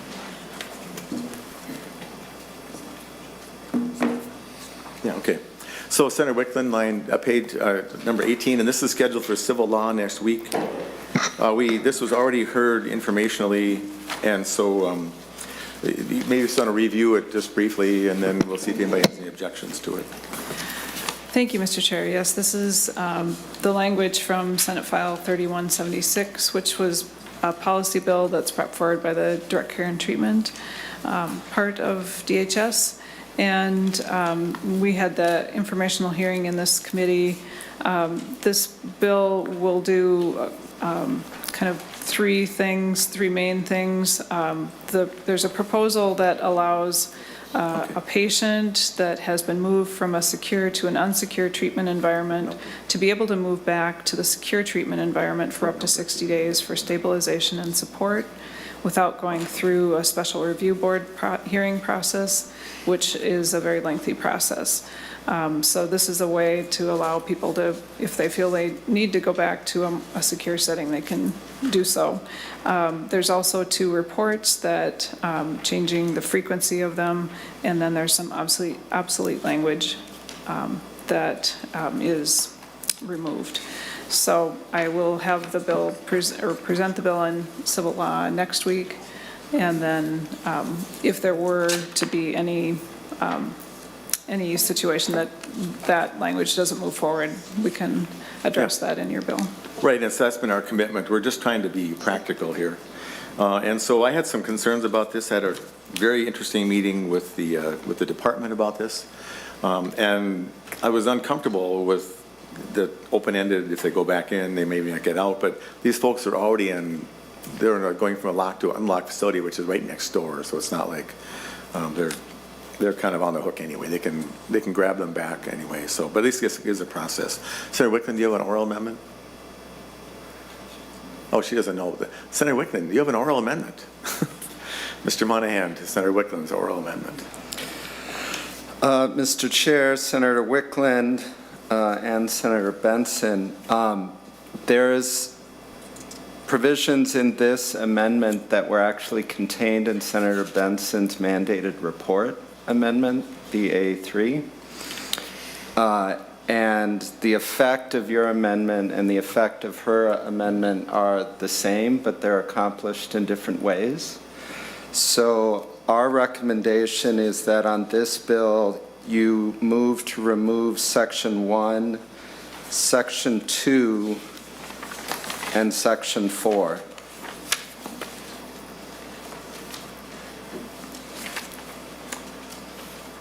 Senator Wickland. Thank you, Mr. Chair. If it's already been accomplished, probably something we already passed, then yeah, that would be just fine to remove those references. So Section 3 is a real operational part of it. Right, anyway, that's so if you want to incorporate that into your amendment, you can do that, Senator Wickland. Okay, incorporating my oral amendment of removing Section 1, Section 2, and Section 4 of the A18 amendment. It's all part of our new paper saving program here at the legislature, so that's very good. Correct. Thank you. Everybody understand the amendment as amended? All in favor say aye. Aye. Opposed? Thank you. Senator Nelson, let's revert back to the A6. Are you ready? Thank you, Mr. Chair. And then we're going to take it to A19 after that. Oh, wonderful. So, Mr. Chair, I would like to move the A6 amendment. Okay. Do members have that? Yes? They all have it. Okay. Mr. Chair, this is similar. This is the Children's Therapeutic Services and Supports Bill that we heard. The goal is to improve access to important children's mental health services, and it incorporates the collective work from a joint effort across community providers, schools, the Departments of Education and Human Services, and the Governor's Children Cabinet to increase access to children's mental health care. The work groups formed under this effort developed recommendations across the multiple areas of the children's mental health system. Work across these work groups is ongoing, and this amendment offers one step in moving these efforts forward. Okay. Our state's mental health programs are struggling to maintain services under the ongoing pandemic and the extreme workforce crisis. So, Senator Nelson, we heard this last week. Yes, you did. Yeah, so, and there's no cost to it? Mr. Chair, there is no cost, although I want to check this. I got a note about two spots we can might phone have a friend. to amend out. So let's talk to so to the department, I bet. To the Mr. department. Monahan, do you know what amendment we have to Mr. make? Monahan. Maybe an Ms. oral Hoffman. amendment. Do you know, is there something to amend out that you know No, of? actually, Mr. Chair, I do have it. You have it? Yeah, we do have this oral amendment. So I do have an oral amendment to my A6. What is that oral amendment? All right, members. It is on line 12.2. And I'm going to tell you what it should say. The Commissioner of Human, after approval, whichever is later, period, the Commissioner of Human Services shall, now insert these words, not submit a state plan amendment to implement this section without an appropriation, until an appropriation is enacted to cover the cost of implementing this section. And then you'd be deleting notified. I'll be deleting notify, yes. Okay, so I think we'll have to restate that. And Ms. Hoffman will need to get that clear, so. So Ms. Hoffman, do you have the amendment in front of you?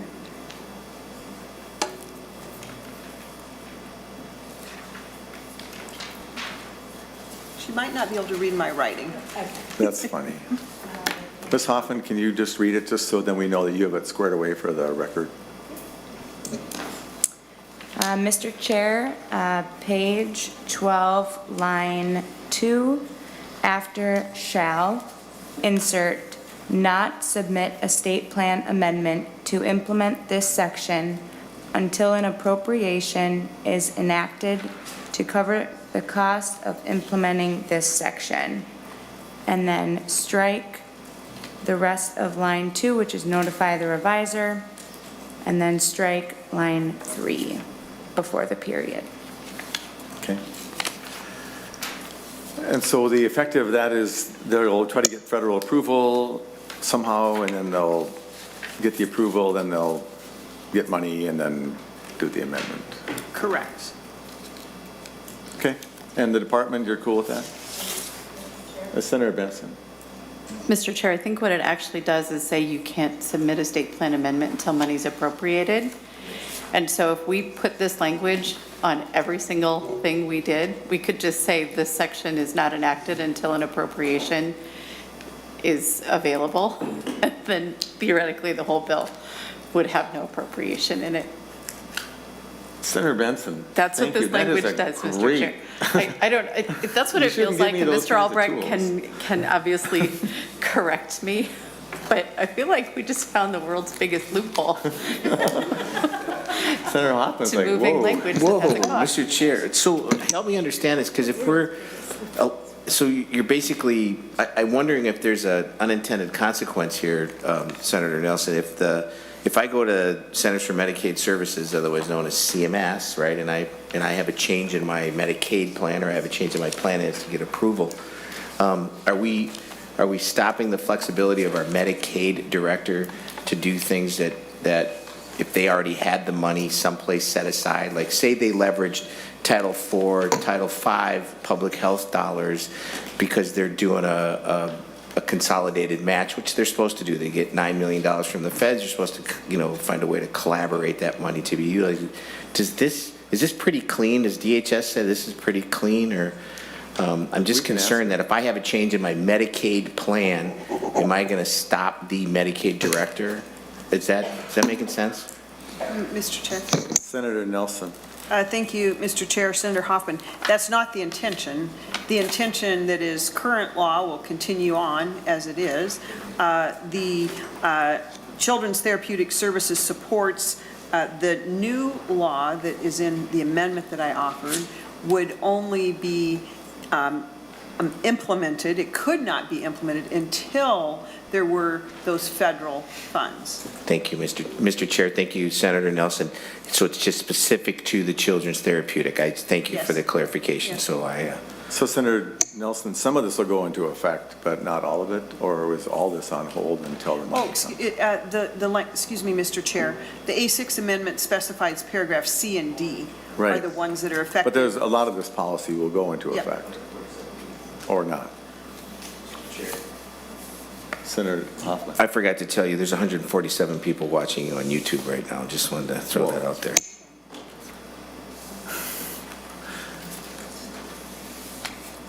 What's that? What's that mean? Now that will go into effect. So, is it so who's from the department that is going to tell us about this? Well, they don't. Okay, never. So what's the point of doing a bill that's not going to take effect until we get the money that we don't have? So, Mr. Chair, yes, my understanding is that line 12.1 is still in the bill. Effective date, paragraph C and D are effective July 1 of 2023 or upon federal approval, whichever is later. Right. So that would assume that the other paragraphs would still be effective. So the intention of the bill was to remove the two items that were considered to have a cost from the department. All right. Well, so who on the department offered the technical advice that can, I'd just like to know what's going to change, at least generically, until all the rest of the changes happen. And Mr. Burdick, Ms. Grom, you have to do everything today. I'm glad I gave Ms. Bailey a chance to take the load off a little bit. So my question is, are there elements of this proposal that'll be effective even if you don't do paragraph C and do the repeals on C and D?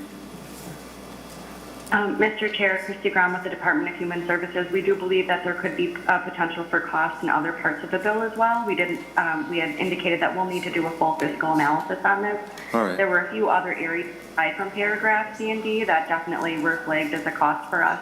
I would just say from a process perspective too, passing this and then it not going into effect, and then there are issues when you pass language and then it doesn't go into effect for a period of time when you try to amend that area at a later date. All right. But we do support the policy direction here. Yeah, thanks for that. So Senator Nelson.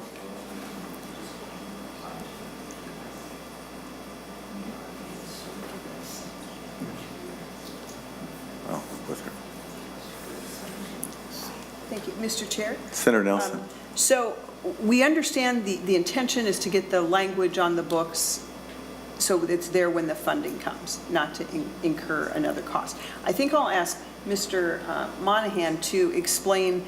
It could be that my oral amendment was not exactly as intended, although that was. Well, Senator Nelson, are you pretty attached to this project? Well, I think you can say yes, it's fine. I think so. I mean, when we're talking about kids and their mental health, I Right. think we should, we're in a crisis situation, Mr. Chair. And Well, no, that's not my question. So I mean, this particular way, there's a whole pile of good projects, No, and children's mental health and so on. If there's a better way to do this, we can do Well, this. Senator Nelson, I don't want to sit here and work on it. This is even going to get, the audience at home is going to start switching to like a soap opera. And they still have those. But so I am willing to let you, as my vote, willing to vote yes, to give you some time to sort this out. But if it's not sorted out by finance, it will be a future project.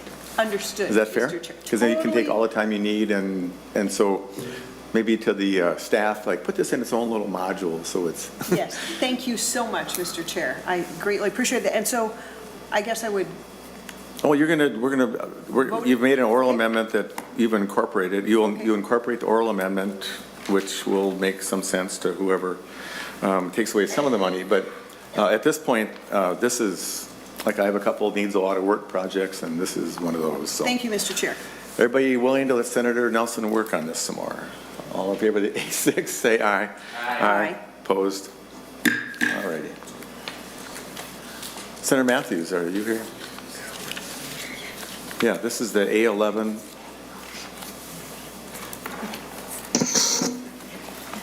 And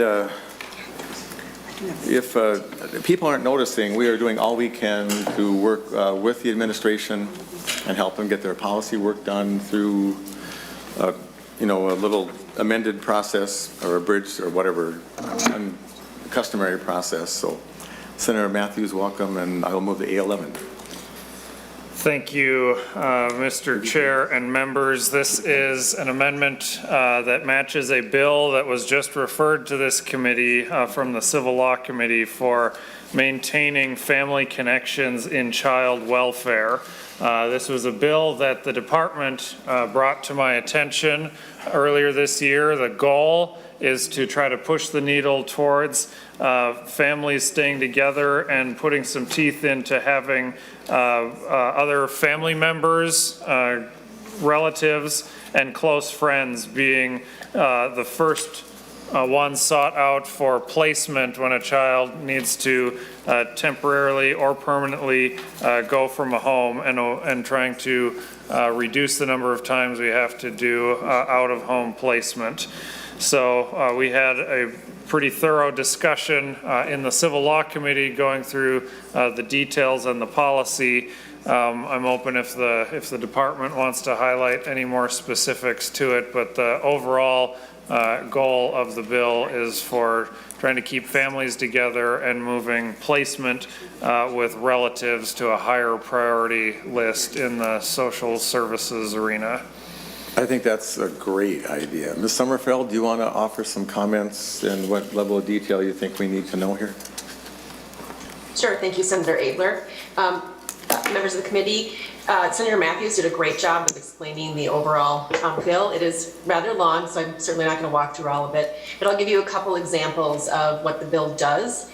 It strengthens and clarifies legal requirements for removing a child from their home by requiring that when there's a court order for removal, that it describes what the agency's efforts were to assess the child's safety and look at alternative family or kin-based arrangements. It also strengthens and clarifies the relative search, engagement, and consideration process, and has some placement requirements for local agency staff and court oversight of local agency in those areas that are strengthened and clarified. It also clarifies that safety plans and out-of-home placement plans must be individualized to the needs of the child and the child's family, and include support persons from the child's extended family, kin, network, and community. And these are all done to ensure that a child and the child's family are able to have the best opportunity to stay together that's possible. So that's kind of a high-level overview. We did send out an index that covers each section, so hopefully that will be helpful in understanding all the different words. So, very helpful, thank you. That was good to have the index. Questions from members? Thanks, Senator Matthews. I think we're pretty happy with this. Thanks for your work in civil law on this topic. This is the beginning of the pipeline for some of these folks. If you can do it right, we don't hear from them again. If it goes bad, they become frequent flyers, and so. All in favor of the A11, say aye. Aye. Opposed? Senator Matthews, I think you have the A9, no. What's that? A31. The A31. Let's jump to that one then, please. I'll move the A31 to get it in front of us. Senator Matthews, to your amendment. Thank you, Mr. Chair. The A31 is another bill that was recently referred to your committee. Last year, the legislature adopted an act to extend some duties for mandatory reporting around certain youth recreation programs. It was with the understanding that the Child Protection Task Force would also meet and help set some guidelines, and our city's work was planning to take some of those to work with what training protocols they would be doing. With the task force not meeting in the last year, the cities have asked for a simple one-year extension before the law takes effect to allow them time to get the training right, to make sure that youth employees around the state understand what they are supposed to do and that they can do this right. And this passed with unanimous support out of the Civil Law Committee. So it is just a simple date extension of a law that the legislature passed in this area last year. Any questions? And I just want to thank you personally for taking some leadership, actually a lot of leadership on this really complicated area. And I don't think we always know the lives we touch. We'll never see some of these families and the people that are needing protections and all that, but it's really important to Ms. Sommerfeld and her leadership, and just want to thank you for doing that. Thank you. Any questions about the amendment? All in favor of the A31, say aye. Aye. Opposed? Thank you very much. Thank you, Mr. Chair. I think we're going to take a 5-minute break just so I appreciate people's attention to all this, and so, and then we'll come back, and I think we're doing really well. We're covering a lot of good content. A lot of extra work. With that, we're in recess.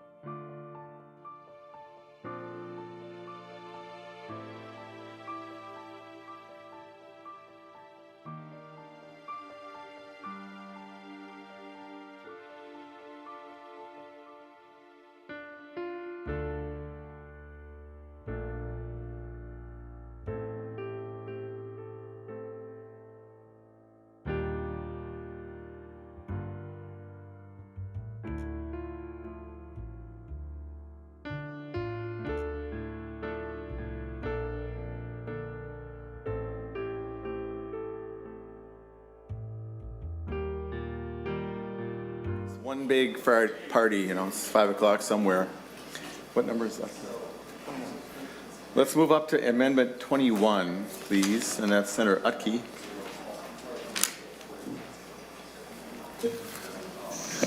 Thank you, Mr. Chair. The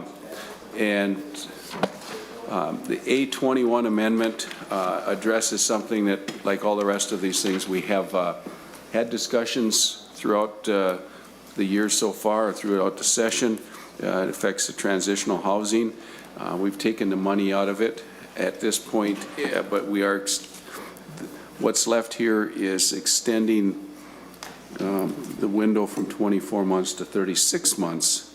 And we're going to want to, and I see Zach has already joined us, Mr. Ashton, at the testifier station. So if you'd like to call on him, he can give us a quick, I'll ask the department if they think little update, and then we're going to have to, we're going to go back to the department and have them weigh in because with the extended period, are they going to tell us it costs more? So thank you, Mr. Chair. That would just be wrong. So that's the answer to guide you, department. So Mr. Eichten, briefly. Yes, thank you, Chair Abeler and members of the committee. I'm Zach Eichten. I'm the Director of Public Policy with the Minnesota Coalition for the Homeless. This is exactly what Senator Utke said on moving the timeline that is allowed from 24 to 36 months within the transitional housing program. And then on line 1.26, clarifying some language around extensions as well. This shouldn't cost any more money as it's already a grant and a competitive RFP. So this would be available for providers to apply for, but it shouldn't cost any additional money outside of the existing allocation. Of course, would like to say as things move forward, we would love some more money in this program, Mr. Chair, but. Mr. Eichten, somehow I knew that. But I'll go back to you. Thank you. Yeah, Mr. Burdick, who's around that could tell us that this is neutral, please? Or that it's not in your mind? Mr. Chair? Ms. Jennifer Sommerfeld. Sommerfeld. Yeah, hi there. Yes. Welcome back. Thank you. Jennifer Sommerfeld with the department. We sure be happy to hear me say this. We don't have any costs for this amendment. Super. We support the policy direction and have no concerns. So this means that people, once they get in housing, they can stay more. They won't have to terminate at 24 months. It could continue if the grant program has enough. All right. Senator Utke, you're winning. Any more comments? No, Mr. Chair, thank you. We've got the blessing of the department. I'll shut up. Go, yeah, Mr. Thank you. All in favor of the A21, say aye. Aye. Aye. It's adopted. Senator Nelson, I think we have the A19 now. We didn't do that yet. Okay, Senator Nelson. Members, the A19 amendment, would you like me to read the amendment or explain to you what it does? I'd rather have you I can read, so explain. Yeah. So if I read it, what would I understand new that I don't know? Yes, what the amendment would do is it would allow for the American Society of Addiction Medicine has established a comprehensive set of guidelines, and this would allow them to remove the hours requested, but it's only for that facility that has all level 3.3 providers. And my understanding is that there is just one of those in the state, and so this would apply to that one particular entity, which has all level 3.3 providers, and it would provide flexibility in how they use those hours instead of requiring a strict hour piece. So Mr. Burdick, will this flexibility cost us money?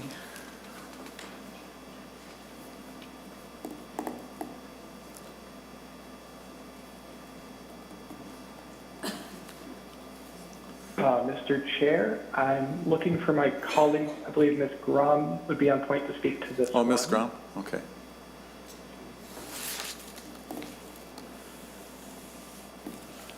Mr. Chair, Christy Grom with the Department of Human Services. I'm not sure if this has a cost. I don't believe it does, but we haven't done a fiscal analysis on it. Okay, well, Senator Nelson, you can follow up with that. So do you like the policy direction this goes in, Ms. Grom?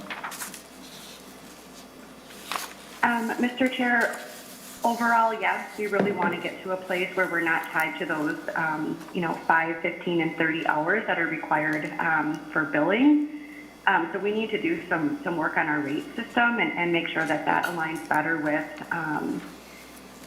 leading to better outcomes and better quality of care that's not necessarily tied to hours, but more those outcomes. And in some ways, this is getting a little bit ahead of ourselves as we're trying to look at adding all of those American Society of Addiction Medicine levels of care into statute and working with providers to do that. We're currently meeting with providers quite frequently and hoping to maybe bring forward a proposal next session. So kind of have mixed feelings about this one. We're open to it. I think there's also potentially some concerns about that particular level of care. It's my understanding that it might not be that level of care any longer under ASAM. I think there's some changes happening. So we'll continue to work with stakeholders and the author on it. All right, I appreciate it. I know if it's not workable, it just won't become law because, anyway, so you have our commitment about that. So Senator Nelson, you got some more work. Everybody in favor of Senator Nelson doing some more work on the A19 amendment, please say aye. Aye. Opposed? Off you go, Senator Nelson, to your work. Senator Wickland, the A20. Thank you, Mr. Chair. The A20 and the A22 are both from from the department's policy bill, and the A20 is CS-43, that proposal. And I am going to ask Christy Graham to give a little brief summary of what the A20 contains. Ms. Graham, do you like the policy direction this one's going in? Yes, very much so. I kind of thought so. Very much being open to this amendment and this proposal. So this is the department's direct access proposal. The language itself is budget neutral.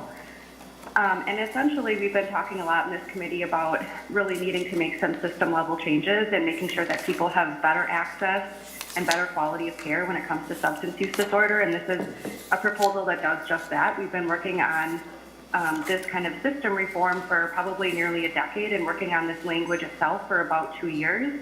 So we've been working with counties, with providers, with tribes to make sure that we've got this right, and we think we have it in a good place right now. So essentially this is finalizing our transition to direct access, which will allow people who are on medical assistance fee for service to choose the provider that they want to get services at. Currently, we're in sort of a transition period where we have what's called a parallel process, where counties are still allowed to do the Rule 25 and the what's called like placing authority, and people can also seek out a comprehensive assessment, which is kind of the new way forward to get better access to care. And that is going to end this July. We have a waiver that's expiring. It's a 1915B waiver that allows us to limit client choice, and CMS is not really open to us continuing that waiver because it's sort of the way of the past. And so we're making a reform to make sure that, like any other health service or mental health service, a person doesn't have to go to a county and wait weeks to get access to treatment and then be told where exactly they can go. This kind of puts the choice in their hands to be able to go to a provider, get a comprehensive assessment, understand what level of care that they need, and then make a decision on their own of what works for them. So they might get approved to need an inpatient level of care, but they might have a job or other obligations, so they might choose instead outpatient. So this is really a transformational reform for our system. The language itself is quite long, but it's mostly just repealing our old striking references to rules that have been repealed either last session or this session under this proposal, and updating terminology for the most part. So it looks like a lot, but it's really making some of those final technical changes. There are some important additions of making sure that we're pulling out of our Rule 24 that we're repealing, that we're pulling certain things into statute that we'll need to make this transition, and so that providers can be supported in determining the appropriate level of care for people. So I'm not going to walk through each of the that's good for now, I think. And so I just want to announce also that for whoever is watching at home, this is a department bill. And, just because it is doesn't mean it's, an amazing piece of work, and there may be some thoughts you want to offer, and so I'm open to hearing those. I do have a question for you, Ms. Grum. So, I mean, even though we're passing it, this is not going into law. This is going into a bill. It's going to go to finance and then go to a conference with the House on this. I'm not sure if we'll pass it first or they will. But anyway, so just a question, Ms. Grum, on Section 86 on page 36, talks about you're going to consult with the tribal nations and counties and make recommendations. So this bill is without cost. Does that mean if I want to have you consult with counties and tribal nations and make recommendations, that that's something we could ask you to do customarily? Or is this a particularly unique consultation with people? Mr. Chair, I appreciate that question. It's a really good question. I think we have venues already in place where we meet with meetings already that occur that are scheduled, or it's part of our current work that we meet with counties and tribes to talk about a variety of substance use disorder issues, and this is one of the big ones that we've been talking about for a while. So we'll just continue to use that current time that we have set aside to work through some additional updates to the administrative allocation. That was a really good answer. It wasn't a total trap, but thank you. Any questions about the A20? All in favor of them going to have those conversations and all the rest of this bill amendment, say aye. Aye. Opposed? That's adopted. Senator Wickland, the A22. Thank you, Mr. Chair. This is the second one that is also part of the DHS policy bill. And this is a proposal that has to do with children's mental health respite grants. And I can turn it over to Christy Grum to give a little synopsis of this as well. Ms. Grum. Mr. Chair, thank you, Senator Wickland. You're probably sick of hearing from me, but yes, this is a Department of Human Services budget neutral provision. So children's mental health respite grants are grants for counties and tribes to support families and children who have emotional disturbances or severe emotional disturbances and who are at risk of needing a higher level of care and residential treatment. And so the purpose of this grant is really to give parents and caregivers a temporary break and make sure that they're have an opportunity to reduce stress and hopefully to promote family preservation. So this proposal just defines or redefines scope and flexibility of the expenses that would be allowable under this particular grant. So specifically, it allows funding to be used more flexibly for recreational and sport activities, extracurricular activities, family activities like camps, retreats, culturally specific activities, as well as cost of transportation, food, supplies, and things of that nature. So kind of the backstory in this proposal is that this grant has been around for quite a while, and we had noticed that there were some expenses that were being submitted that weren't necessarily in line with our statutory authority. And so we took a step back and made updated some guidance to our grantees, and then committed to them that we would work together to figure out how this grant can be most successful and most impactful for their communities, and come forward with a legislative proposal this session to codify that. Well, very good. I appreciate your responsiveness on that one. Any questions about the A22? All in favor say aye. Aye. Opposed? Get to that one. What's next? The 25 here. Senator Wickland, the A25. Thank you, Mr. Chair. The A25 is language that was brought forward by DHS in one of their policy bills, and also I was approached by the long-term care imperative, having an interest in seeing this language move forward in your policy bill as well. So what this does is provide a permanent option for remote adult day services. The language, I can go through, I have a whole page of talking points if you'd like me to go through it, but basically during the pandemic, modifications were made to allow for remote delivery of adult day services, and this language permanently extends a current COVID waiver that allows remote adult day services as an option and supplement to center-based services. This change provides an option for the participant to connect with the provider and peers remotely via two-way communication technology.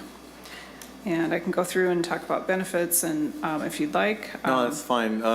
Is it your take that this would be based upon the choice of the participant?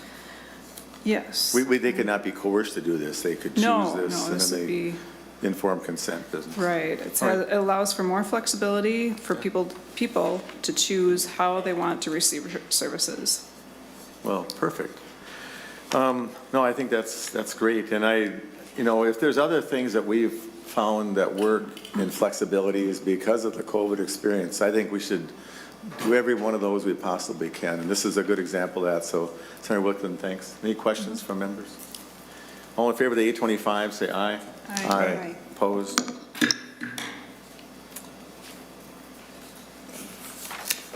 The 26, is this one of these, Senator Hoffman, is this one of these, this is telling the ombudsman about that they're going to be terminating services? Is that right, Mr. Monahan? Mr. Chair? Senator? Yes. Yep. Okay. That's it. Though you had the next four, you actually had my office work on that to get to you. So, yes. So I'll move this, the 826. And so this says when, at the time of notification of the 60 days, that these notifications go on the ombudsman.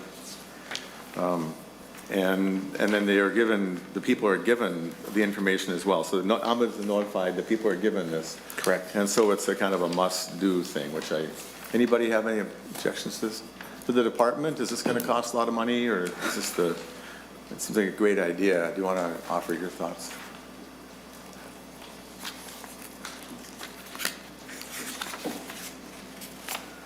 Are you guys familiar with this one?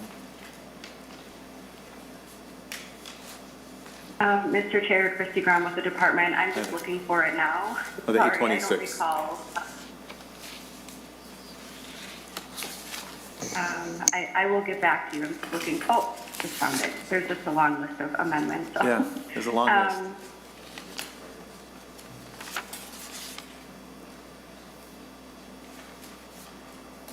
I'm not certain that this has a cost, but we can certainly get back to you. Again, I'm sure you like the support policy direction. I mean, the policy direction is everything we all want to do. So, yeah, and I hope this doesn't have a cost. But anyway, this is, I mean, we're trying to learn. Some of these things came up late after all the work we did and said, holy cow. Talked to Bud, the ombudsman, and he said he didn't even know that places were closing. So he couldn't even help. So anyway, all in favor of telling Bud on the 826, say aye. Aye. Aye. Opposed? And then Senator Hoffman, why don't you do the 827? Yeah, Mr. Chair and members, and then Amara and Halden, the next three, you had directed some work on these as well. But this amendment simply directs the department to seek ways to streamline or ease the reassessments when people's needs are unlikely to change. Remembering that conversation, Mr. Chair, it is possible, I believe, it will make it easier both on the county side and on the consumer side. So Ms. Holden is here if you have any deep questions on it, but it got to your point. Well, if there's no needs that changing, why are we still going to these full assessments? And Mr. Chair, how much money did we spend on assessments in the last few years in Minnesota? $1 billion. $1 billion. So $1 billion. Yes, $1 billion. Just to tell us, actually, Senator Hoffman, they're not even consistent across the state. Mr. Chair, I did not know that. Really, that's news. Maybe we should tell more about that. That's a liar. I know.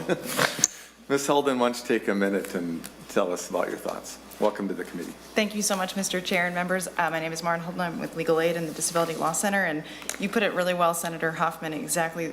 This actually came out of an accessibility town hall forum in August where we heard from lots of folks who have disabilities about the barriers they experience when they're trying to get disability services. And a common theme was, getting a set of services. You're a person with a disability who's had a disability your whole life. Your needs aren't likely to change.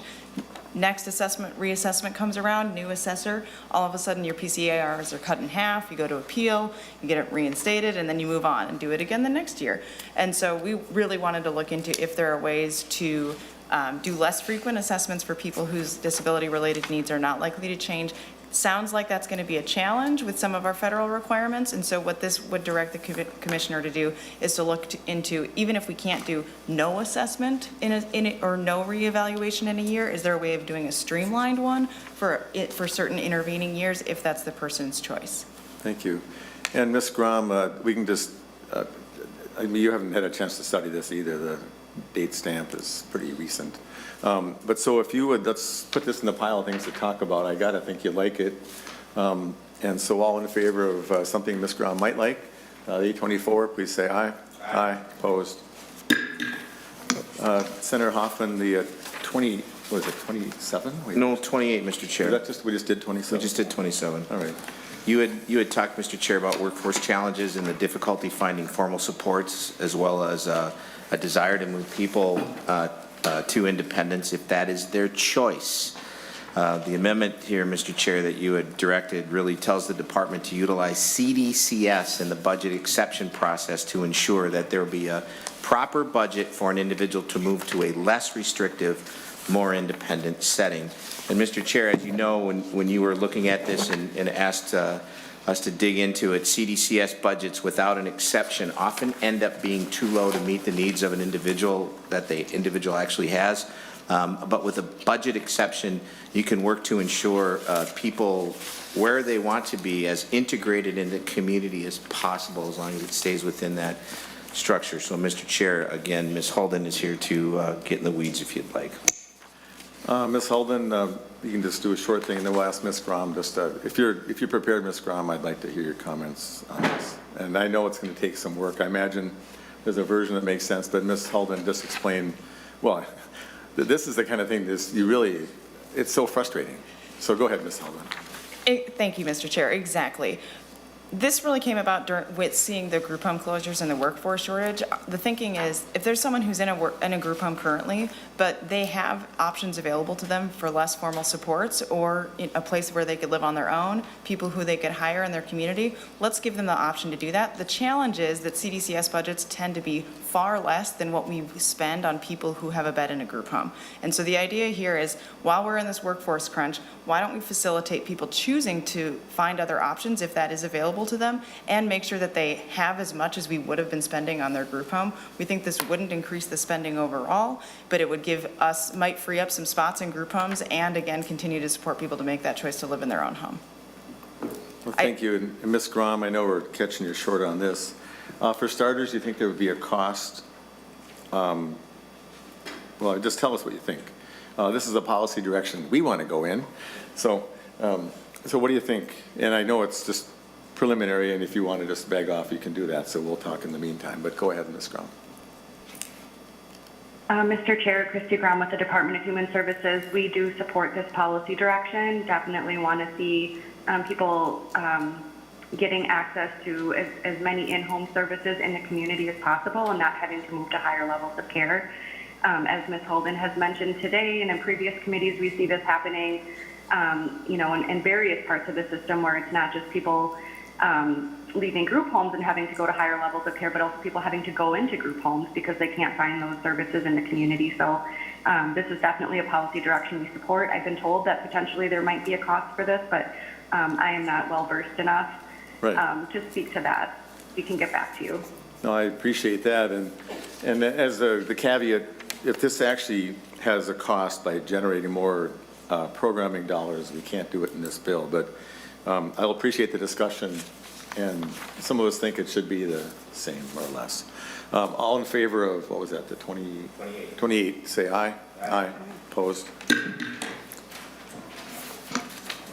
Senator Hoffman, we worked on this one a little bit. Yes, Mr. Chair, you had talked about workforce shortage. I'll move it, but you can talk about it. Okay, go ahead, you move it. Senator Hoffman. Did you move it, Mr. Chair? I moved it. 107 people on Facebook, on YouTube watching you right now. They're all eager. They can't wait to see how the story ends. I love it. With the workforce shortage occurring in those services that are shutting down, this amendment really protects the vulnerable populations that are receiving the services do not end up in a more restrictive setting.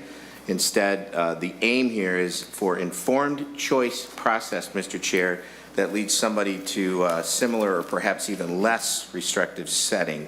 And there's language in the amendment that addresses the Olmstead Plan and informed choice and workforce shortages. So this is where it's at, Mr. Chair. Thank you. And Ms. Selden, do you want to comment? Thank you, Mr. Chair. Again, reiterating what Senator Hoffman said, we're learning how to deal with the workforce shortage and group home closures, and it's been a crash course. And now that we've been in this for a few months, let's try to figure out how we would want to handle when a group home must close because of low staffing and what we don't want to see happen. And I think this is a way to really embed the principles that you all passed in 2021 into this really important juncture for people, where we are seeing that it is a challenge and for people to have real options when their group home of decades is closing. And we really think that ensuring that everyone involved knows to center the person's informed choices and make sure that those choices are available and that we're not simply shifting people from less restrictive settings to more restrictive settings is essential. Well, thank you. And Ms. Grom, do you have a comment?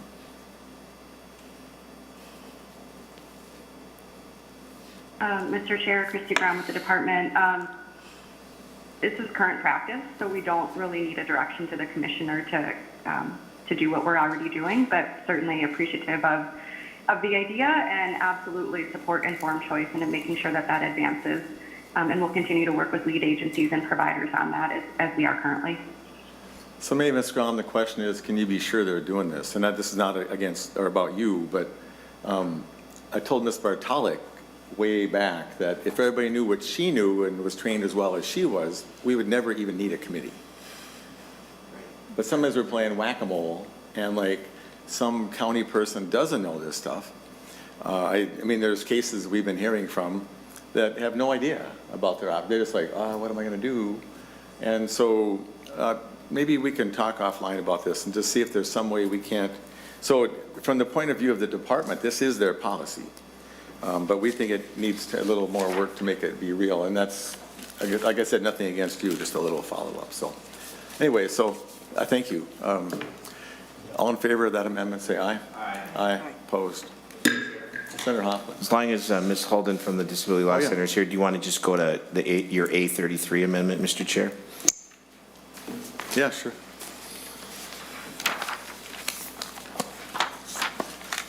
I'll move the A33.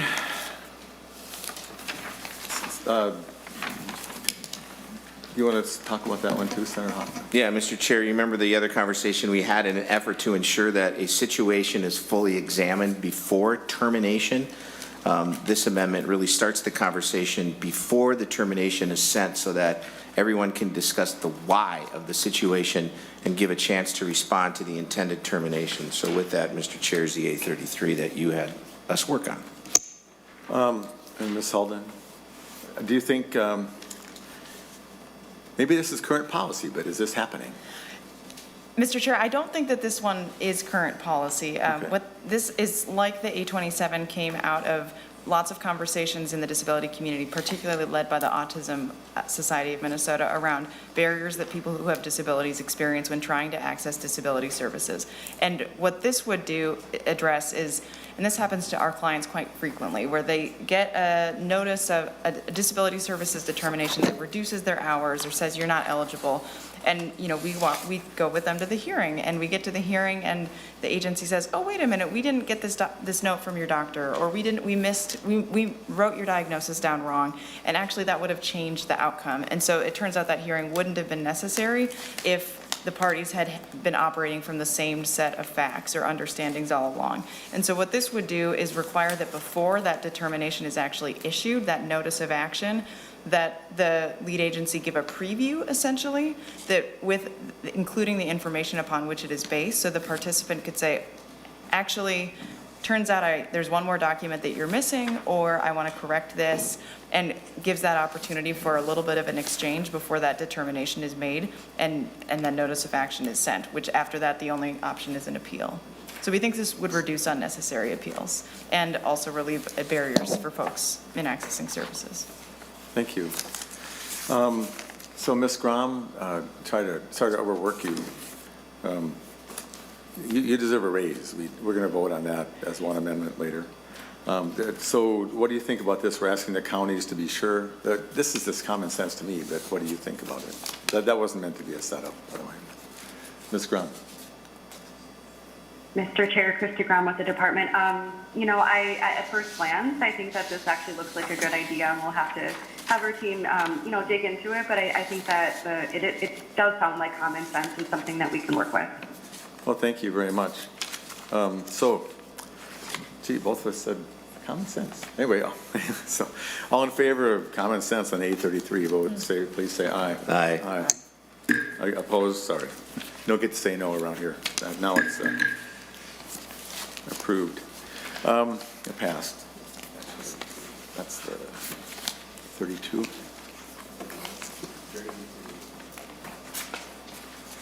Are we on 32? There is no. Oh, yeah, we did that already.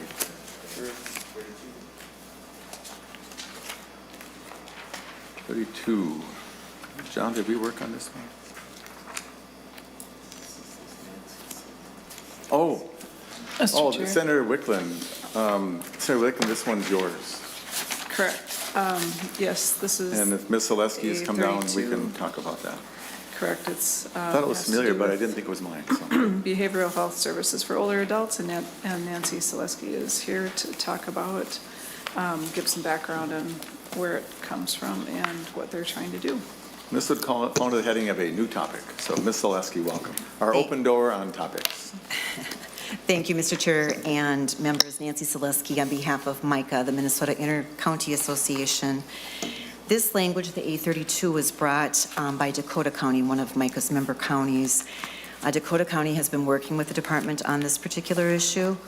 It specifically addresses the eligibility gap between the elderly waiver and disability waivers for for older adults with significant mental health needs. It's for individuals over age 64 who are not getting the full range of behavioral health support services as they do if they are younger than 65 years old. There's dramatic differences in the reimbursement rates for this. A recent example in Dakota County is where services would have received significantly more reimbursement under the CADI waiver, which is $650 per day, versus the elderly waiver at $154. So these folks are on the CADI waiver at $650, and as soon as they turn 65, they're no longer eligible for that. This is limited to individuals who are civilly committed, again, individuals with high behavioral health needs. The language directs the department to continue these discussions with counties, which again have been occurring.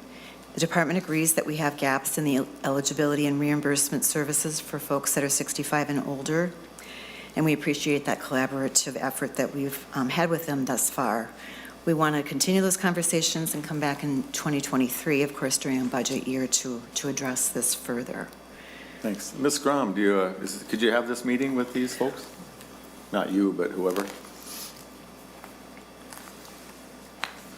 Mr. Chair, yes, our staff have been meeting with Dakota County, and I'm not sure if Ms. Zaleski was there or not, but we have been having conversations and are willing to look into this issue and come back with recommendations. Certainly, older adults should have access to behavioral health too, and I think that's something that's gone overlooked in that population. Maybe we need to make some changes to our EW waivers to accommodate that.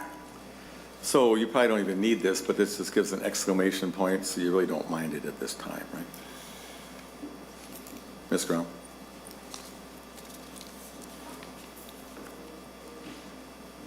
Mr. Chair, we don't mind this. I think we did note that there might be a cost to this, so I'd have to get back to you. You said you're meeting with them anyway.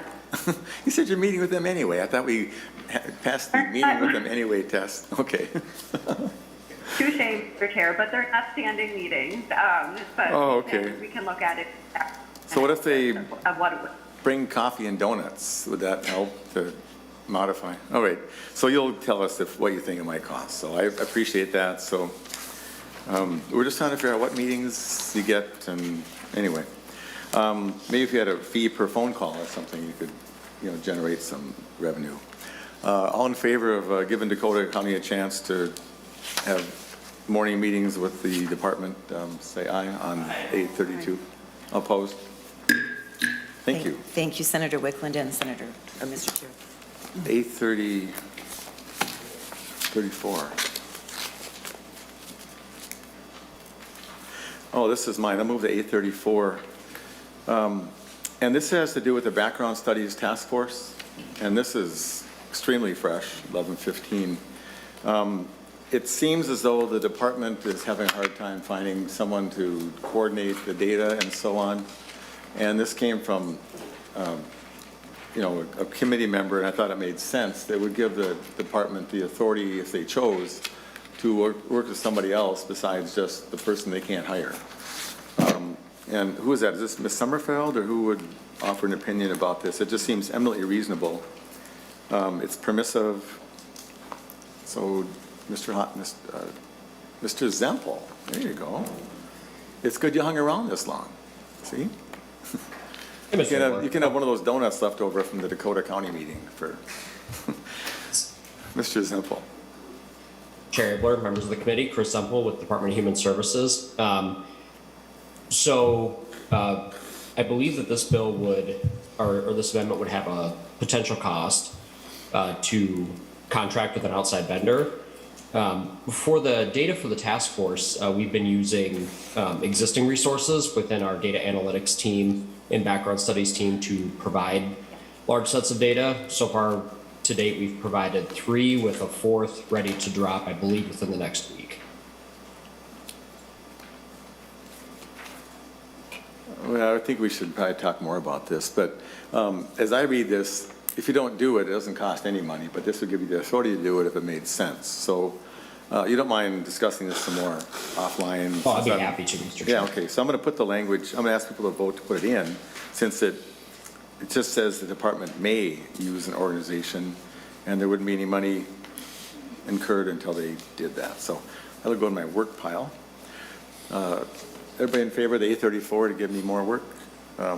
Say aye. Aye. Aye. Opposed? Thank you, Mr. Zempel. Welcome to the committee for your moments here.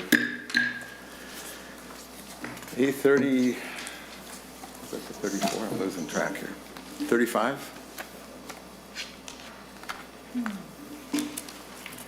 Senator Hoffman, is this one of ours? Yeah, Mr. Chair, you want to move it? Oh, you can move this one. No, it's okay, you can move it. Senator Hoffman moves 835. Thank you, Mr. Chair. This is really the technical assistance from DHS on this policy language that's already in the bill, and this language that was specifically brought forth by ARM, and it really gets into the information provided to a person to help a person make an informed choice, Mr. Chair, on those time-limited co-signed lease extensions with the service provider. So with that, Mr. Chair, is the 835. Ms. Grom, do you want to comment?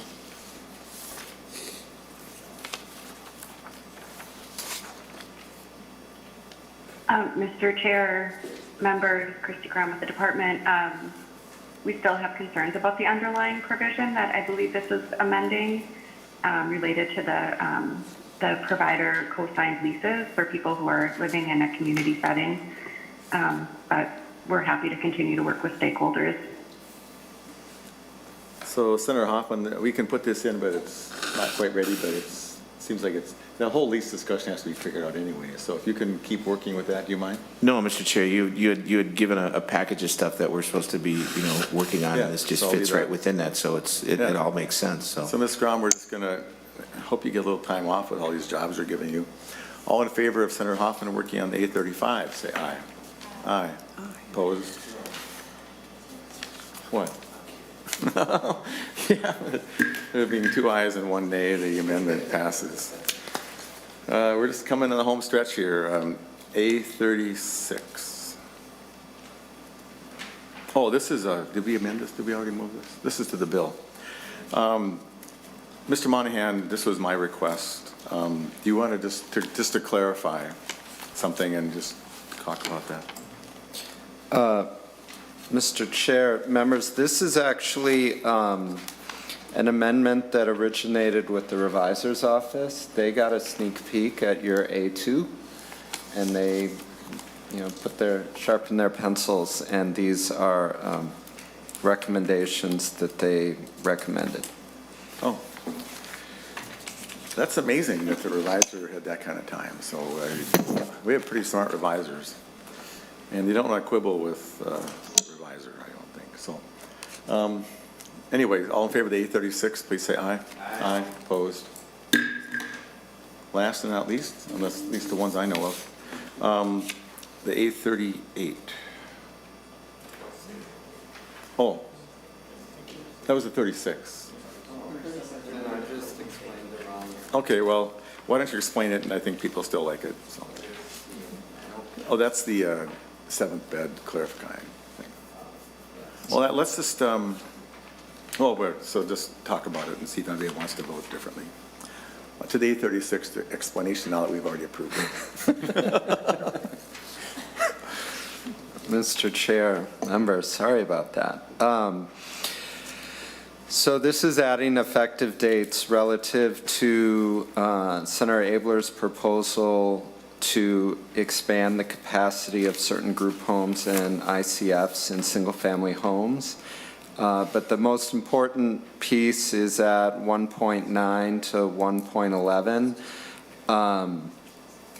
This is clarifying that when an ICF-DD that is located in a single-family home is expanded from 6 to 7 or 8 beds, the 7th or 8th bed that is included in that setting cannot result in an increase in the overall statewide capacity for ICF-DDs. Okay. Well, very good. So anybody want to change their vote from what they had before? Not seeing any, Senator Hoffman. I want to say aye. Oh, yeah. That's funny. So now I think the explanation we've already heard on the 838 is a reviser's instruction. So anybody want to talk about that? All in favor of the 838, please say aye. Aye. Aye. Opposed? Does anybody have any more amendments? Last chance. Senator Hoffman, you got any more? Really? No? Senator Housley? Senator Benson? Mr. Chair, I'm afraid if I do, it's going to have a cost factor. I don't want to have Senator Probably, yeah, Benson, tell us just that. on multiple. That would be like ones. an unknown thing. It's a good job. Anyway, so let's so